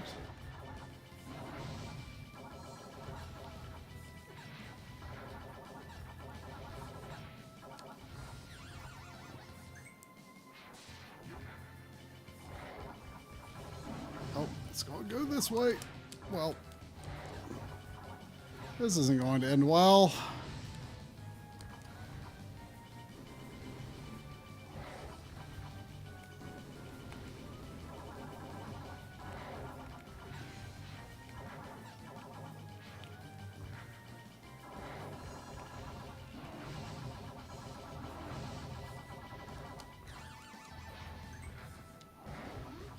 No, that didn't go too good.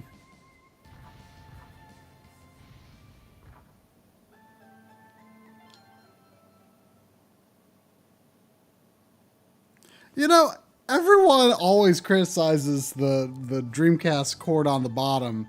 And like, I thought I remembered people thinking at the time, like, oh, that's clever.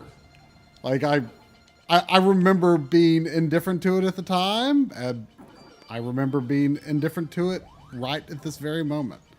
Like, I don't think the Dreamcast controller is particularly good, but like,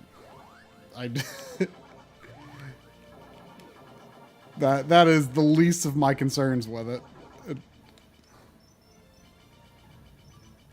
I feel like at the time I remember people making arguments as to why it was clever to have it on the bottom.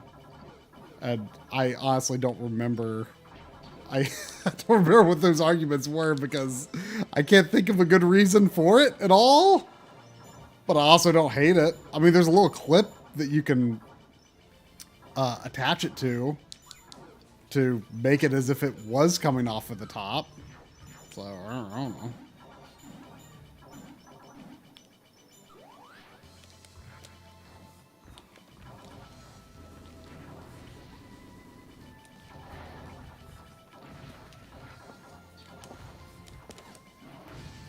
It's so easy to lose your power so fast. All right, I'm back.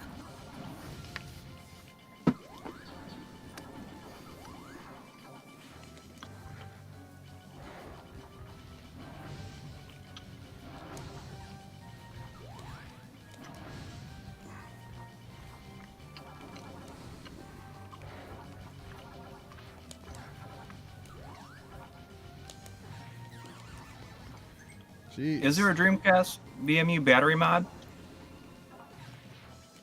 Should look No that up. idea. I got a beef stick. That sounds delightful. Yep.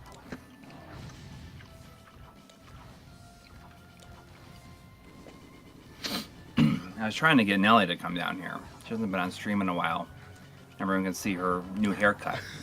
Has it been smoothed out a little bit? Mm-hmm. It's been fixed up a little bit.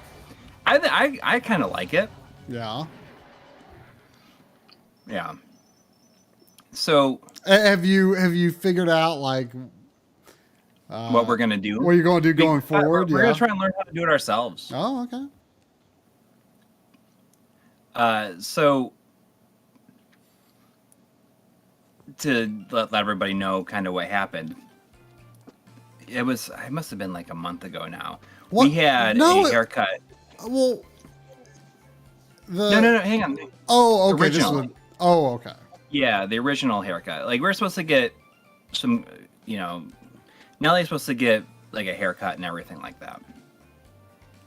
And like the day that we had the appointment for, they called and said, hey, or they sent a text message and said, we're trying to like cut down on our number of clients right now, and we'll have to reschedule you for some time in the future. And she was like due for a haircut at that point. And we couldn't find anywhere else to get it done. Like, nobody else was taking on new clients. And just like kind of out of desperation, we took her into PetSmart to get it done there. And that was a major mistake. So what had happened where her harness is for like when we take her on walks and stuff, or she goes on the like on the tie out front. Her hair was starting to get so long that it would kind of get tangled and kind of get matted and everything. And we tried to like get some of them out, but it's like it's impossible. Once they kind of get like that, you got to cut it. Anyways, we took her to PetSmart, and they were just like immediately just like apparently trying to buzz it, like buzz all of her hair off. All of her hair off? Well, yeah. I mean, they took like the. You mean you mean like shave her down to the skin? No. Like, you know, like a couple inches, like down to a couple of inches. Okay. And, you know, like they gotta like cut that stuff down or just like trim it down. And like it was obviously like getting caught on the knots and stuff that had been building up. And she was like, it was hurt. And she was like trying to bite the people doing it. And, you know, my wife dropped Nellie off, and like within 15 minutes they're like, you know, you gotta come get your dog. She is trying to bite us. Well, it was like someone who had like basically like never even done it before. Yeah. Basically. And it was terrible. I mean, she like her hair on her head was all there, and everything else was like a couple of inches now. And then like, but the hair on her legs and paws were still there, and on her tail. So I got my wife and my daughter like were able to even it out, like get like a little trimmer and was able to even it out, so it looks a lot better now, and I kind of like it. It's smooth. Like, I mean, it's like smooth and soft. Feels good. And I think that she's kind of getting used to it, and she's gonna need to get something done similar to that every year because she's just gonna be too hot during the summer anyways. It's just was too much hair, and you know, and just like having black fur or black hair, it was like unavoidable. But I don't know. I think I kind of like it how it looks now. Should I go get her? You want me to? I can show her. Go get her so you can show her.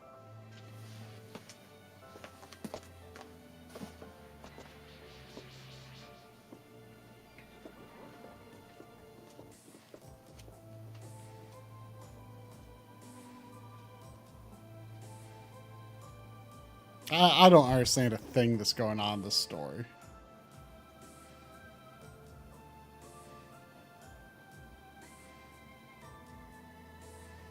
It sounds like it might be kind of cool if I read a synopsis, but it's a little hard to follow. I mean, that sure looks like that should be a final dungeon. But it looks like I'm not quite to the castle yet. Maybe I will finish this. Who knows?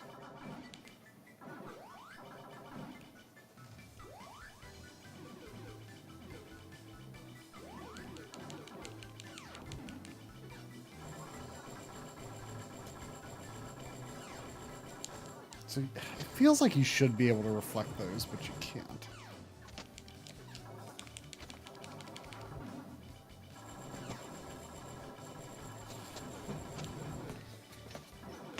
So here she is.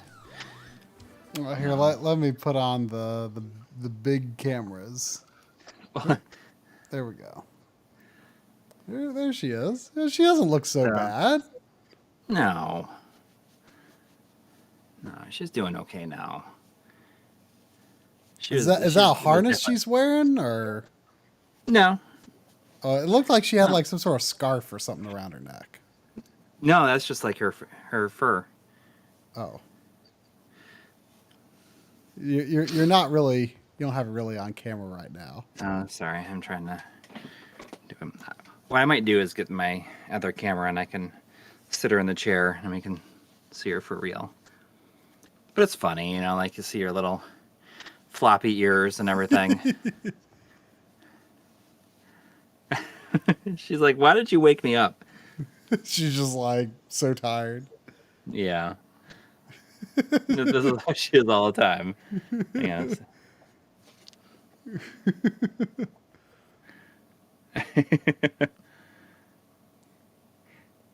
So yeah, I mean, she was definitely upset about it. She's About doing what? okay now. About waking About up? her hair. Oh, she was she was experience. upset about her hair. Oh yeah, she was definitely upset about Well, it. how could you tell? Well, she's just like I don't. My wife was saying she was just like acting all weird and was like depressed. But I Well, think she's okay now.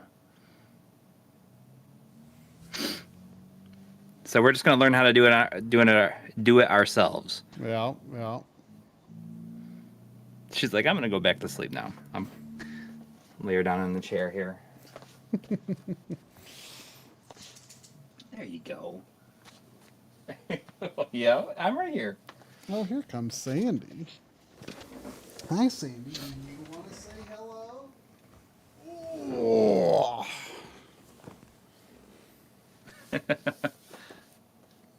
Sandy was sleepy too. Let me grab my other camera. No. She hasn't been on stream in a while.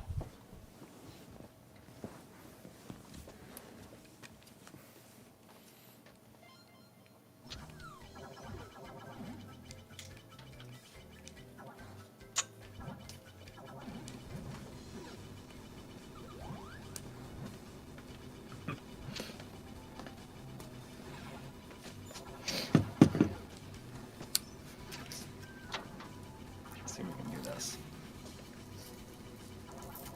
No. What are you doing?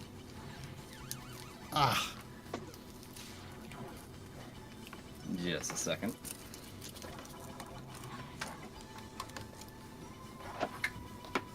Man, this Is it a rough level? This part seems pretty crazy. We got $2 from Kelly Oh. saying pup tips for the nude pup. Thank you. It's been a while.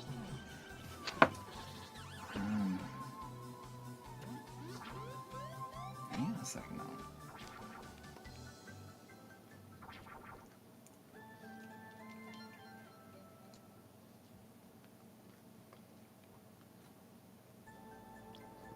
Sandy did like the Pocky and Rocky title screen for some reason. Like just even though they weren't moving, like just the characters standing there, she was all like boof. Mm-hmm.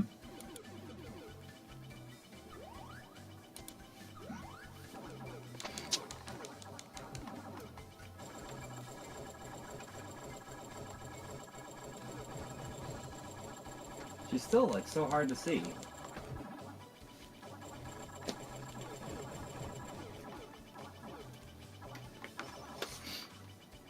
Millie, you doing okay? See, this is. If you notice, I brought the chair back. Oh, your My old recliner, because I just can't get into the new one. It's just it's too high up. you can't get into it, or you like literally can't get into it, or like. I don't like it as much. yeah. So you go and get rid of it. No, I'm gonna just put that one over where the other chair is. So I have two recliners in here now. Hey.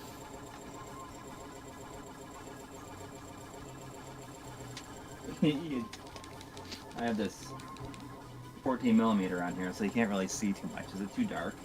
It's pretty dark. Here, let's try this. Oh yeah, that's getting better. What are you doing? Can you see it now? You can see it. Yeah, she's a little dark, but you can basically see her.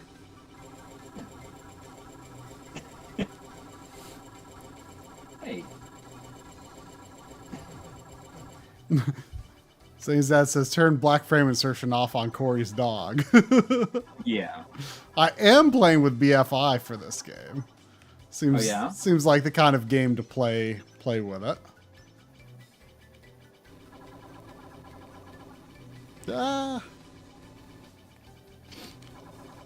Nelly, what you doing? Look at her hair right now. Nelly. Hey. I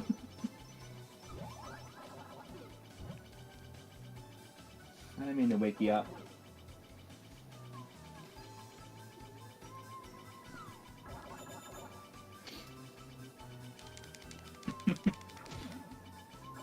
Her ears like really crack me up though. It was so floppy. What is that?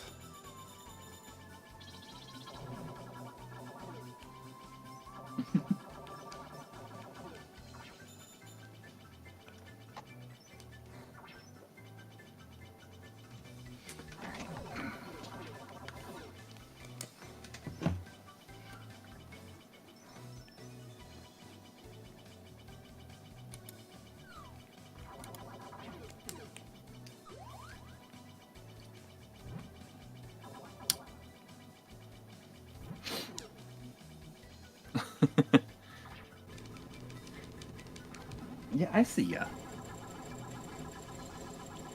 Now she's like, oh, you just brought me down here to make me perform, and then you're gonna ignore me. Here.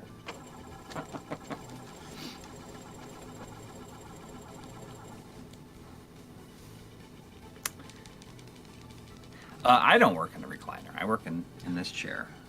I'm in right here. You work. Try working in a recliner. I mean, I used well, it's not really a recliner, but it's like a... I used to from my recliner, but... Yeah. I have a... It's not... I don't... It's definitely not a computer chair, though. Right.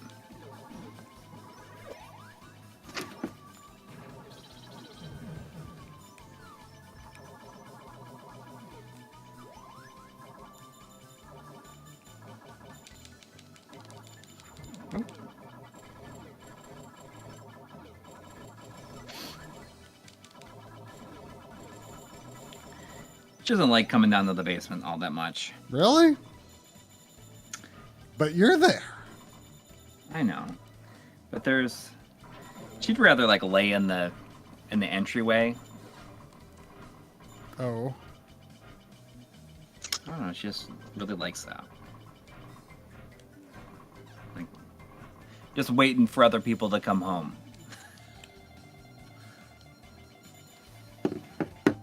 But what if everyone is home? Then, I don't know. Then she's usually being, like, manhandled by the kids.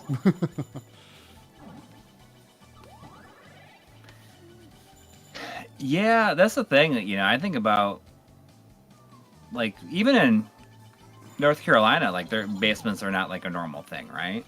Why? I don't know why you wouldn't say that. Why you'd say that?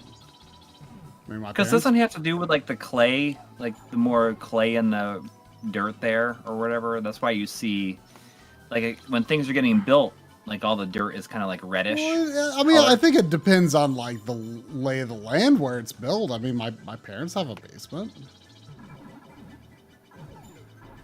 Maybe so. I thought that I heard something about it having more to do with like just like the clay and the dirt or something like that, making it more difficult. I mean, but where there's a will, there's a way. Yeah. Okay, so Florida is below sea level. So that makes sense.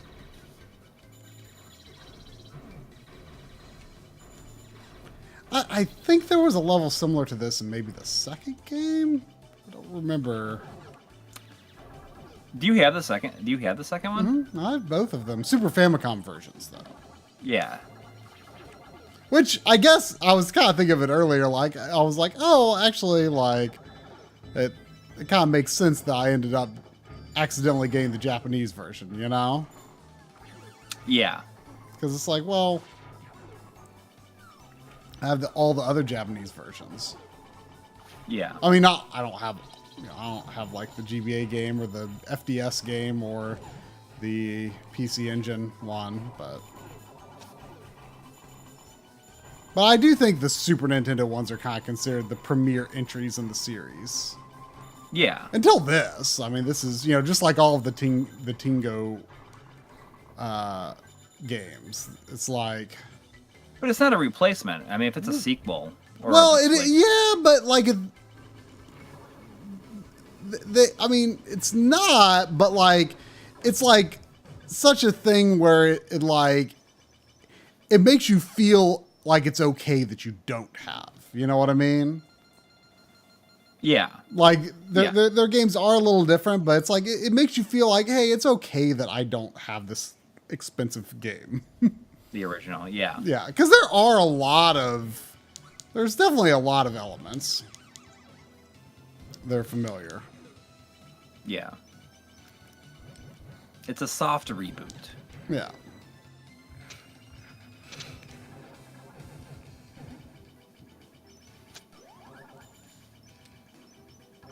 Oh, I didn't realize you can kind of see. See here, like her head, like in the corner of the screen. It smells like you might need to go potty though. She smells like she might need to go potty? Yeah. I don't know what that's supposed to mean. She's stinking up the place. Oh, just farting? Yeah.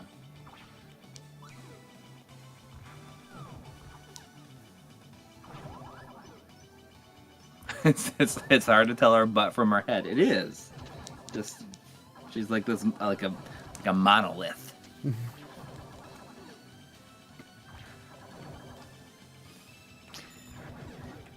I randomly, on a whim, like started playing Xenoblade Chronicles 2. Oh, yeah? And, I mean, I don't even know what to think about it. How far in are you? I just got to, like, the first actual town. Mm-hmm. Like, after... Don't you just kind of start in a town, right? Yeah, but this is, like, after... like, once you're on, like, one of the big creatures. Yeah. Like, how many hours did you play into it? Like 14 or so, thereabouts, I want to say. Oh, wow. Oh, wow, in what sense? I mean, that's... You put a lot of time in. I mean, not a lot. I mean, at least like 3 evenings worth. Yeah. Probably. Yeah. I mean, I wanted to give it a good shot, but I just could not get into the battle system at all. Yeah. Like the battle system like wasn't difficult. It just didn't interest me. Yeah.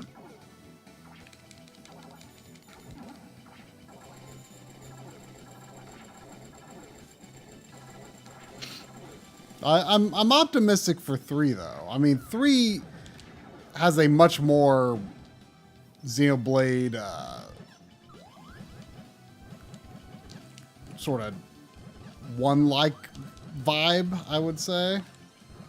Hmm. I wonder if it's gonna connect them. I mean, people say that 2 does connect to 1. Well, that's kind of cool. Hey, I'm gonna take her upstairs real quick. Okay.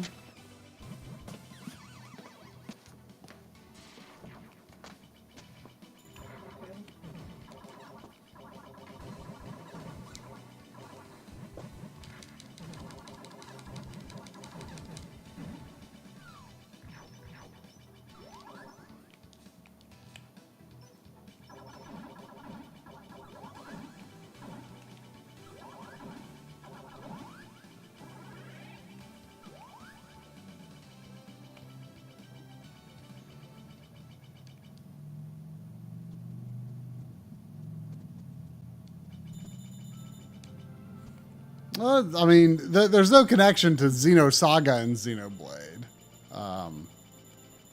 But, I mean, they're very different from Xenosaga, for sure.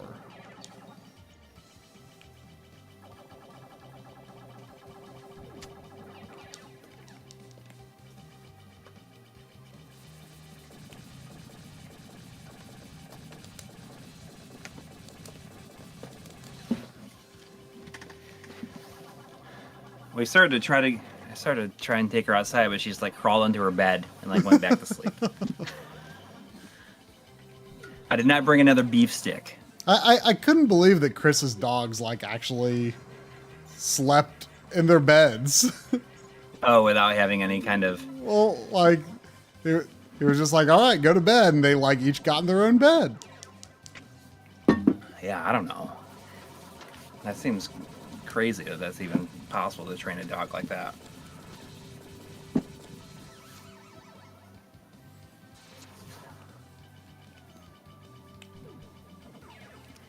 There's only one beef stick. Sorry about that. And I ate it. I considered saving it for tomorrow, too.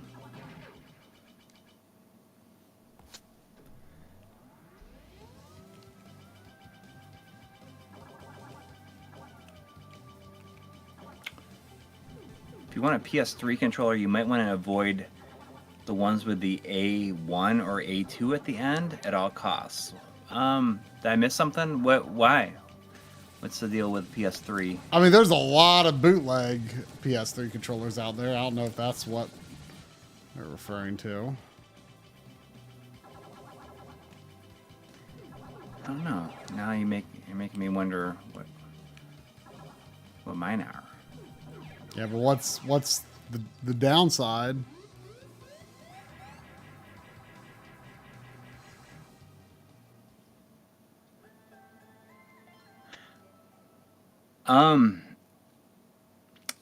Space Foxes was a mini series that was on this network called Night Flight. I think it's streaming on Night Flight, which used to be like an old TV show, kind of like USA Up All Night, but like showing like weirder things. I'm not sure if it was like a network. Maybe it was a network. I always thought, or it was a show. I don't know. I didn't see it. I just heard about it until when a friend was doing a series, doing this series for that. I mean, if you look it up, you can probably just look up space. If you look up Space Fox's Night Flight, you can see it there.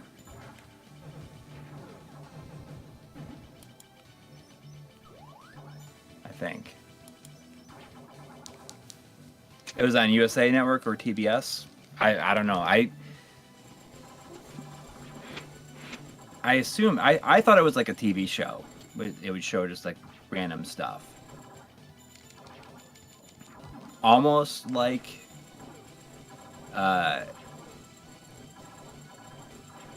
liquid television, but like not quite the same as that. So that was like animated mostly.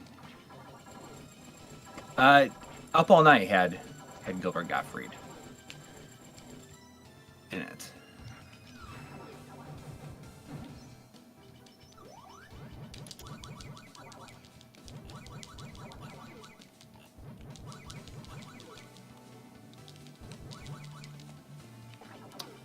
Or on it, rather. I mentioned before that I found a VHS tape that my grandma recorded off a TV like in 1996 that has an entire 4-hour block of USA Up All Night on it. Yeah.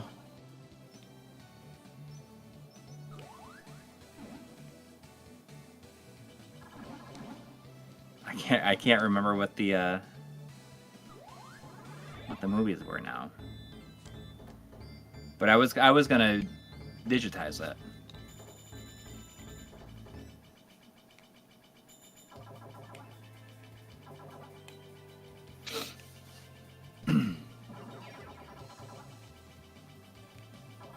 Oh yeah, I love USA Up All Night. Like I watched it every week, probably, at least as I was when I was a teenager. Until I like had better things to do, I guess, on Saturday night. Yep. I remember my mom watching Silk Stockings.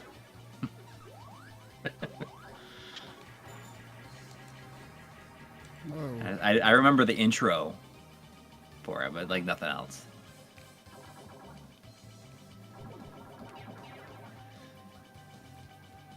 Six hours of stockings.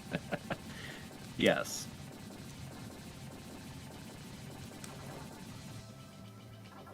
On that tape, there was something else on after what was it called? After the USA Up All Night, it was like some. Oh, what was it called?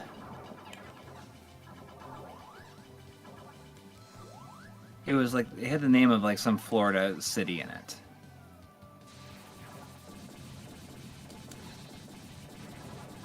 I think. Was it Pacific? No, Pacific Blue. It wasn't Pacific Blue. It was something else. I read up on it, and there was like 2 seasons of it. Let me see if I can find it. It wasn't Miami Vice. It was like definitely trying to take you after that, though. Let me see if I can find it.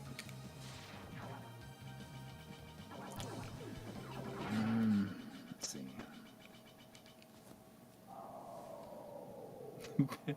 No, maybe it wasn't a Florida thing. Let me see if I'm searching here. Let me see.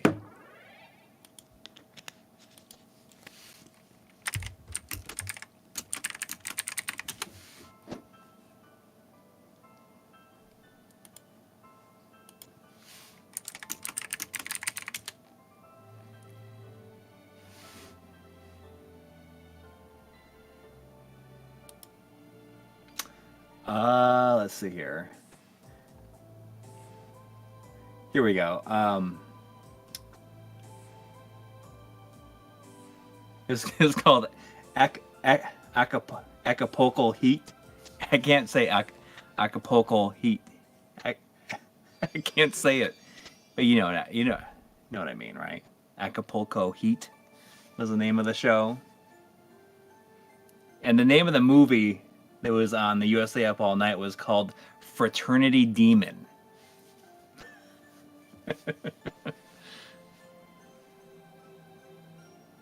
That's Mexico, yes. I for some reason I was thinking it was.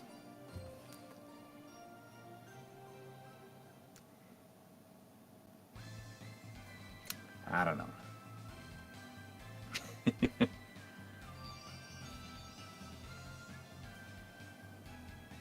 Acapulco and Rocky.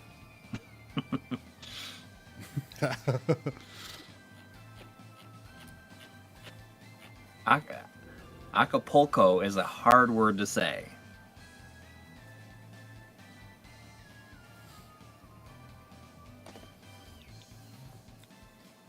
Oh, could this be the last boss? This looks very last boss-ish. It sure looks it.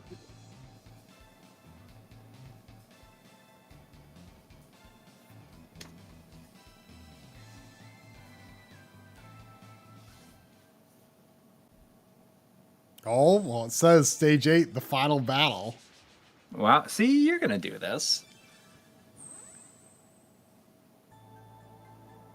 Yeah, normal mode has actually not been as tough as I thought it would be. Like, well, I think my mind was, when I was trying level 1 the other day when it came, I think my mind was just, like, not geared up for it, you know? Yeah. And so I was like, ooh, this is a little tougher than I thought it was going to be. But then I just kind of got in the mode. I don't know why I opened all those boxes. That's probably not a wise thing to do.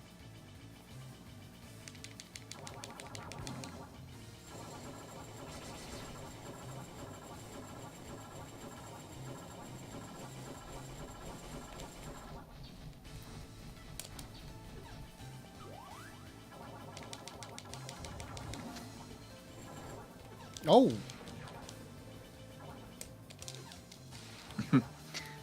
Okay, so Acapulco Heat was on from 1993 to 1994, and then season 2 was 1998 to 99. So they resurrected it.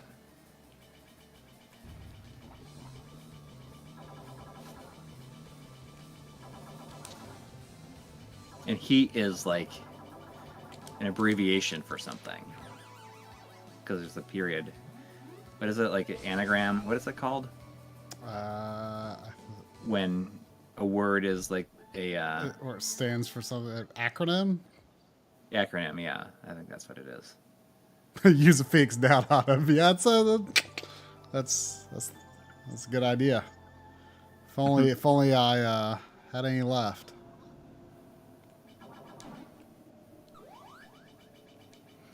Hemisphere Emergency Action Team. Like they just really needed to make. They really wanted the word heat in the title, so that's what they came up with. Hemisphere Emergency Action Team. Which hemisphere? I don't know. All of them. It's pretty crazy, really. You know, we were just talking about Burn Notice. Oh, we're with Chris. Yeah, because in Burn Notice, Bruce Campbell is essentially Sully from Uncharted. Yeah, we never talked about that, did we? We watched Uncharted. Yeah, I mean, it was about exactly. It was exactly really good for last for about 12 minutes towards the end. Yeah, the last set piece was super ridiculous and over the top. Maybe more so than even anything in any of the games, really. But it still felt like it. Whoa, that was cool. It still felt like it. It hit the right tone. The casting was just so off. Just so off. Yeah. Yeah, and then it's we said when Nolan North shows up for his little cameo, we were like it should have just been him. Yeah. I mean, it the next movie, if they can even do another one, it should just straight up be him playing old Drake, Yeah. Why not? Yeah, that would have been good.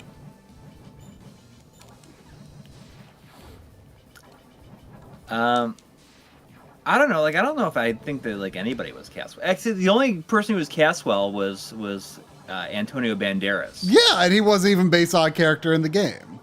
Yeah, he felt like an Uncharted villain. As an Uncharted villain, yeah.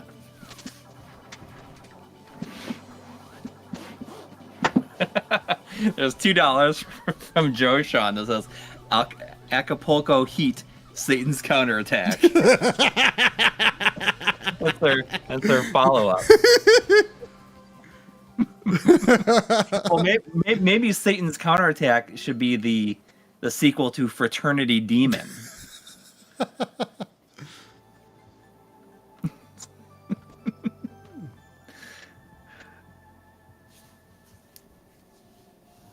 But yeah, I feel like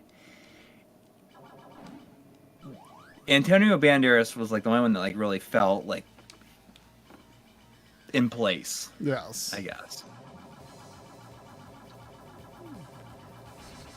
But there's a glimpse of a movie that feels like Uncharted when the final battle happens, and he puts on his gun, his gun holster thing. That's probably the best. That's the moment right there. It really is kind of funny how I mean, he's wearing Drake's clothes, but then he never looks like he is Drake until he has that holster. Yeah.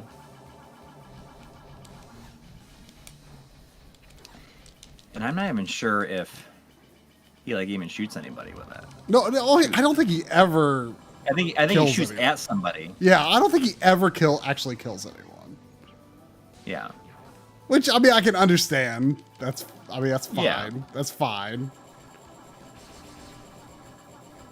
Because, like, it's, the whole disconnect of that's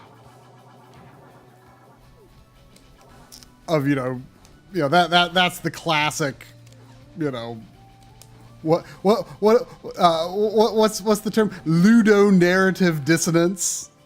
Right. Like right, Uncharted is always like the prime example of that, where the gameplay that kills so many people, it's like no consequence. like the like, doesn't care. gameplay is at odds with the story, where you're killing so many people, but he's just this carefree, lovable rogue. Yeah.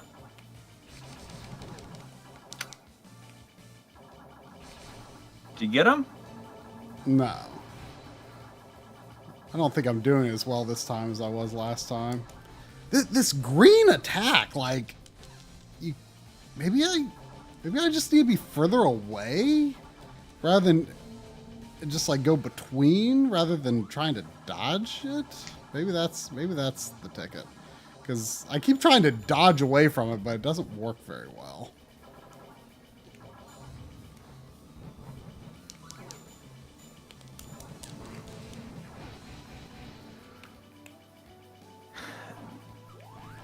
I don't know. Like I understand people having problems with the with Drake in the game, like killing tons of people and then it being like really of no consequence. Oh. Did I do it with a half a heart left? But I don't know. Like I barely. I mean, what else could they do? Yeah, I mean, the games are super fun to play. Like, I still think that they're, some of the best 3D third-person shooters ever made. Like, they are fun to play. Like, a lot of people probably think that Uncharted is just about the story and characters, but I mean, they are legitimately very good games. Yeah.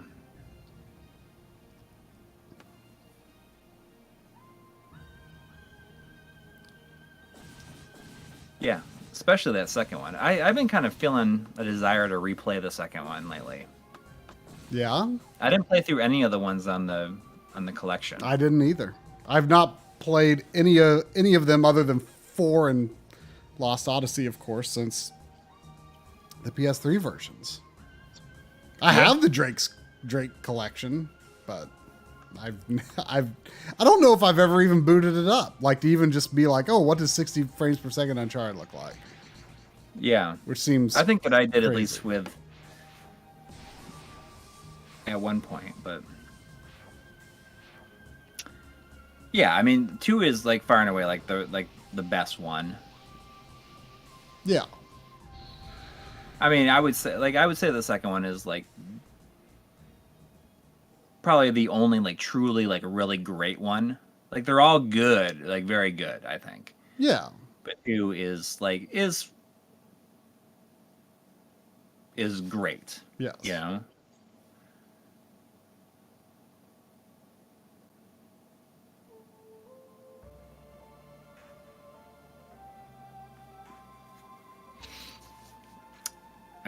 How invested are you into the storyline here? It's really hard to follow. There's like time traveling stuff and traveling to other worlds as spirits and things. I think I was saying when you were gone getting Nelly, I was like, it sounds like it would be entertaining if I read a synopsis, but I can't follow it at all. Like, it doesn't help that like the text automatically, like, the text is not on screen for a very long time either. So it's kind of hard to parse it all. Yeah. Oh, the first Uncharted is definitely the least fun to play, I think. I still think it's good, especially for its time. Oh yeah, I think so too.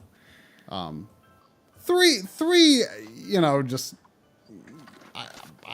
feels like it was It's the too B. it's It feels like it was the like B too scattered, team, right? and it was the B team. 4, I do think 4 is really good. I remember very little about 4. You should I like played replay. through it You one should play time. the PS5 version. Yeah. I liked Lost Legacy more than 4. Oh, really? Okay. Just because I felt like it felt more like the Uncharted, like the previous games. I like 4 more than Lost Legacy, but I did think Lost Legacy was very good. Mm-hmm.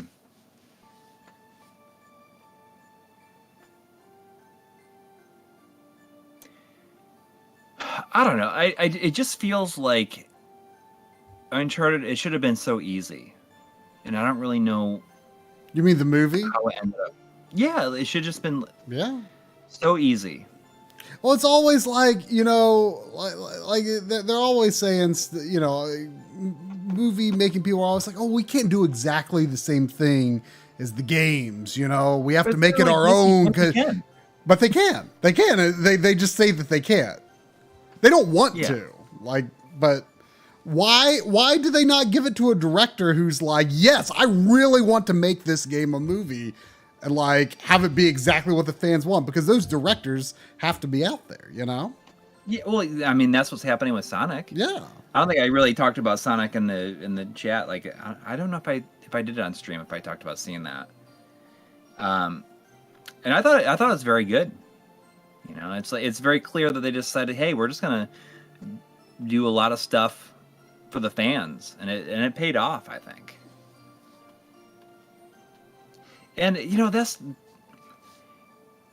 Yeah, not to. I mean, I have not. Comic book movies didn't start getting really good until they decided, like, hey, let's take it kind of seriously. It doesn't have to be like a total goof all the time, and like let's put some stuff in there that fans that have been been following this stuff for so long. Like, Although really like. I think comic book movies, you know, including the MCU. I mean, not that I know the source material particularly well, but I do think they have made it their own version of it. You know, it's not. Yeah. You know, what we're talking about is like, why can't you just be faithful to Uncharted or whatever? You know, but I don't think that's what they've done with MCU necessarily, and it works. You know, but Uncharted, I mean, when it comes to games though, it's like it's hard to envision how you can make a movie out of it that would be satisfying, that wouldn't follow it a lot closer, you know? Yeah. I don't know. Well, I had a really hard time parsing Rocky holding his arm across like his body there and holding his shoulder. Uh-huh. Like, I was like, what is hanging from his neck?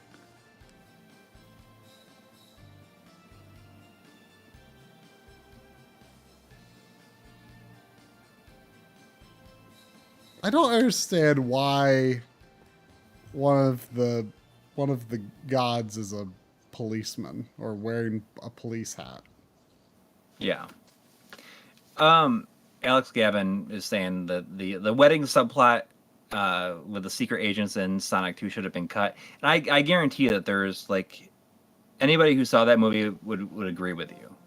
And I think that they just did that because they needed to have something that focused more on the human characters for like for a few minutes. And I mean, I remember it didn't like bother me, but during that part I was like, oh, why are they even doing this? Like, who even cares?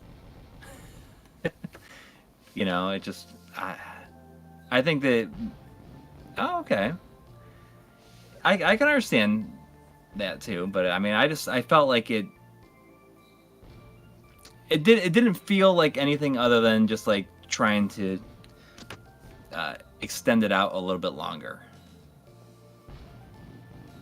I don't know. I like the dance off part. Yeah, it sure says that Uncharted didn't respect the source very much in portraying the characters, and that was the whole thing. Because Uncharted is the characters.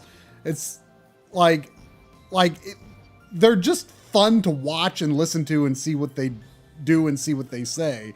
And the movie versions, the characters just had not even a tenth of the charisma of the game cast. Yeah. I mean, it's as simple as that.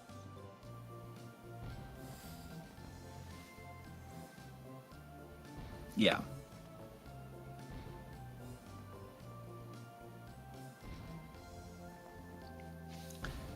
I think this is gonna be on the Switch, and the US version is gonna be out at the end of this month. Mm-hmm.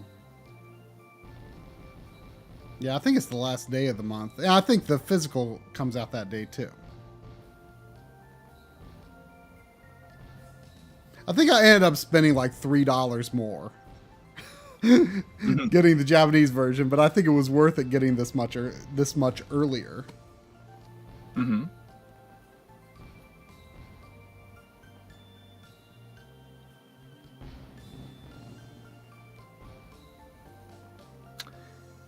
Yeah, I don't know. Did you notice anything that needed to be censored? I think I heard something like that goddess's her clothes are like a little higher, just a little higher up. Oh. But I don't know for sure though if what I saw was how the US version is or not. I think though this is just the Japanese version with English text because it's got a Japanese title screen and it makes a Japanese tile on my dashboard. I mean, I don't care. It does not bother me if they change the US version. I don't care. Some people might care. I don't care. But the Japanese version might be the better version for some people if they care. And it defaulted to English when I put it in my system. Like I didn't have to go through the menu to. I actually accidentally changed the language at one point and had to figure out how to get back to English. So now free mode is unlocked, which makes it possible to play 2-player. Ame no Uzume and Ikazuchi. I guess Ikazuchi is the fox character. Free mode. What is free mode? I think it's just play as your favorite character. 2 players can play together. So your score will not be saved to online rankings. I guess they wanted to do the story with like specific characters, so that's why they made it single player only, I suppose. Yeah. Oh, there's another character. How do I unlock that character, I wonder? Probably beating it on hard, maybe. Yeah. Or beating it again. I don't know who that is. Or you maybe playing through free mode? Maybe. No, they wouldn't show the character probably in free mode. The 2 new characters are like way more powerful than Pocky and Rocky.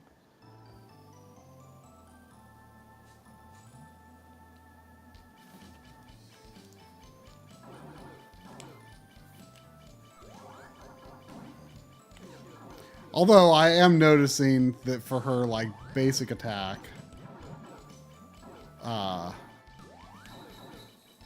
like she doesn't fire out from the center, so you're a little less protected.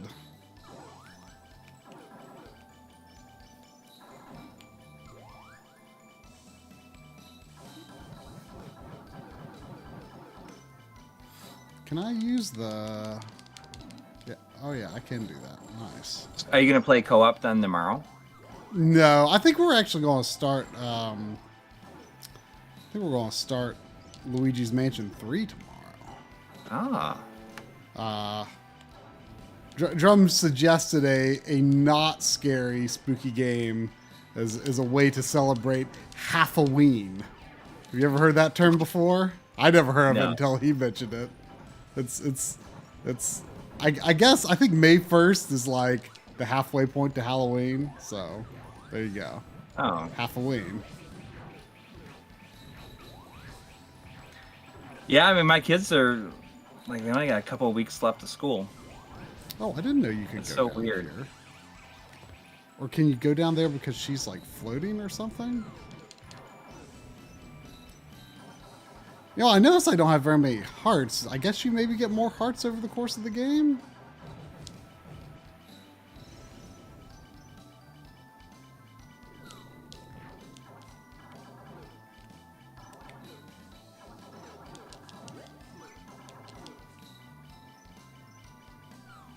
Oh yeah, yeah. So you had a pretty long life bar by the time you finished. Yeah. I'm not sure if I picked up something or if it just increases on a level by level basis. Based on your impressions, how do you think this ranks in the 3 games that they've released then? Oh, you mean between all of the new versions? Yeah. I mean, they're all like they're of just such consistent quality, you know? Yeah. Like it's really hard to say one is better than the other. They're all really good. I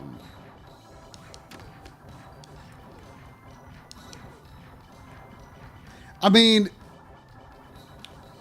Wild Guns, I think, had like in terms of like the new characters, I think it had like the new characters that were the most fun to play. Yeah. And then when it comes to Ninja Warriors, like that was all new to me. You know, I didn't really have any experience with the original version. Speaking of Ninja Warriors, one of the games, I'll just spoil one of the games in the pickups video. Audie got Super Nintendo Mighty Morphin Power Rangers Oh yeah. at the grid. And I just captured some G-roll for the video. It's like it's awesome. Have you ever played that one? Like No. he described it as a single plane brawler like Ninja Warriors. And it is. It's Is it expensive? No, well, he got it for like $10. But I've never been a Power Rangers fan, but I like the idea of Power Rangers, you know? Yeah. So now I've kind of got that on my mind. Like it's actually quite good. Like it's got really good animation and it's pretty fun. Like I think there's 3 games, but this is the one that's just called Mighty Morphin Power Rangers. So this is interesting. Sure, it says one thing about the Pocky and Rocky trailer censorship. There have been times for the ESRB they would ask us to censor cleavage in trailers. So I bet you it's just censored in the trailer. Oh, so we don't know. Interesting. You know, I'm surprised that I've not been blowing through this level as much as I thought I would. Like, especially doing it with this character. Hard? No, I'm just on normal. But I just wanted to casually try an early level with one of the new characters.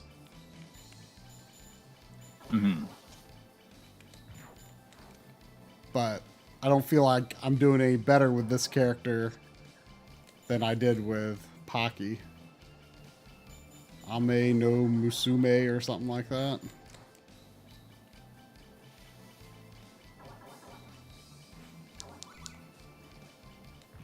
See, that's interesting about that Power Rangers game, though, is that because that's like something I would never even think to try. No, yeah. I mean, you should load up on EverDrive and try it, or I mean, it just makes me feel like I should just like do like a random game like every day. Yeah. Just like play things that I would never normally play, at least just to see what it looks like. Yeah, I mean, you know, I mean, if you were to load that up, you'd just be like, oh, like this looks good. It plays good. It's like it's pretty good.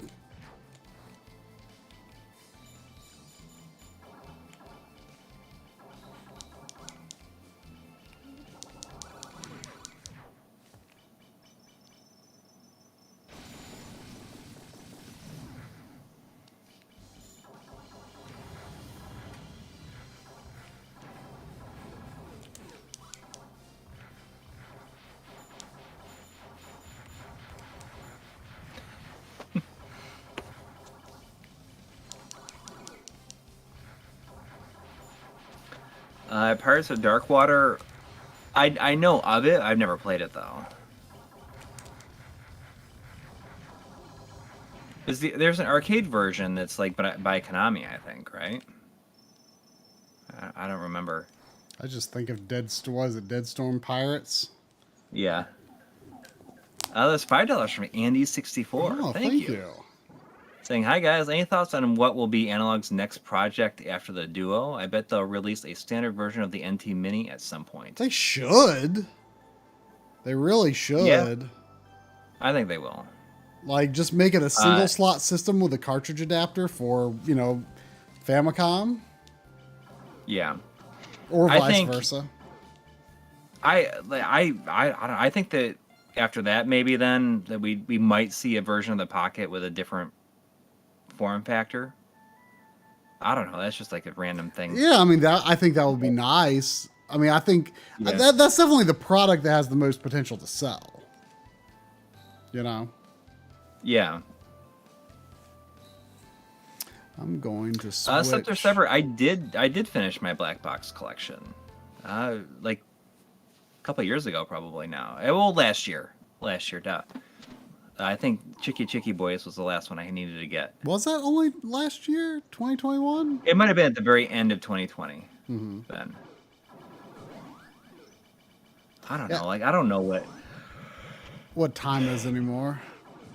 Yeah. I don't know. You were just talking about Urban Rain, about how that stream was in 2017. And I know. I couldn't believe that. Wow. That was so long ago.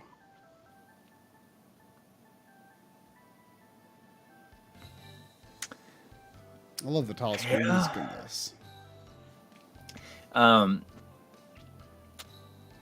Bad Reality says Analog should focus on the Saturn or PlayStation. I could see them doing a PlayStation after the Duo.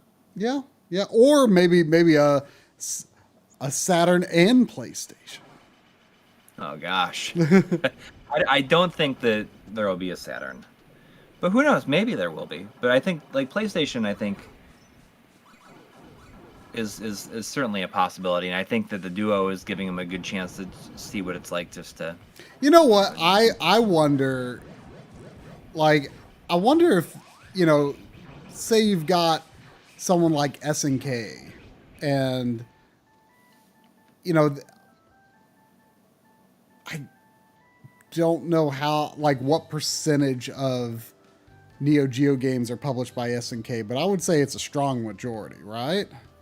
Like, I wonder, like, you would think that they could, like, make a partnership with SNK or something, and like actually make a system where they could, like, release games for it. You know what I mean?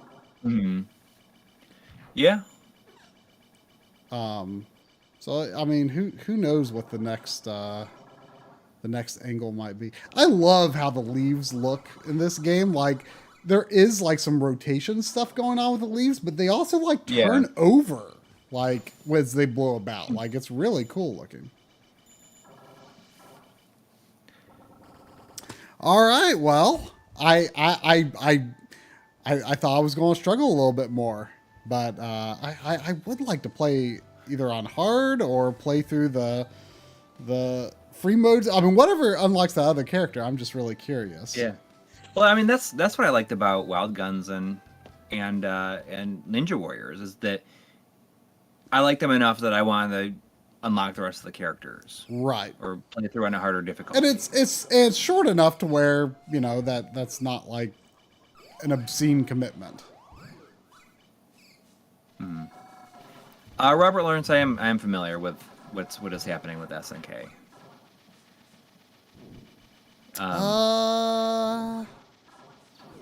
That sounds a little. It sounds like I feel like I remember some sort of controversy. It's like an oil baron that like had a reporter like executed. Oh, okay. For I don't know if he like. Well, maybe Analog shouldn't work with them. Yeah. That sounds a little familiar. That sounds a little familiar. That's kind of crazy, actually. Yes. Yeah. I mean, I didn't even like pop in my brain when you were saying that. Yeah, But yes. yeah, I completely forgot about that. I never really Okay, knew so never really knew details. is the Saudi Arabia crown prince. That's crazy that he just like straight up owns most of it. That's pretty wild. Yeah, it's like isn't it like I don't even know how that kind of thing happens. yeah. I don't know either. I think did he have like the whole, like, does he own the whole thing, or is it like 98% or something like that? That's pretty wild. Yeah.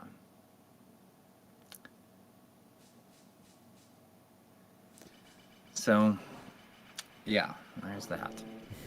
There is that. Anyways, I guess that'll do it. It's 11-11. So. Yeah. I thought if I was going to finish this game at all, it was going to be going into overtime, but did pretty good. So, Yeah, I'm excited to get my copy of it. yeah. It.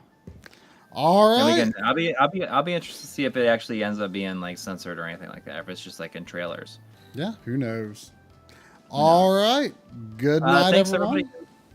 Everybody. Thanks to everybody who donated, and I hope everyone has a good week. Yep.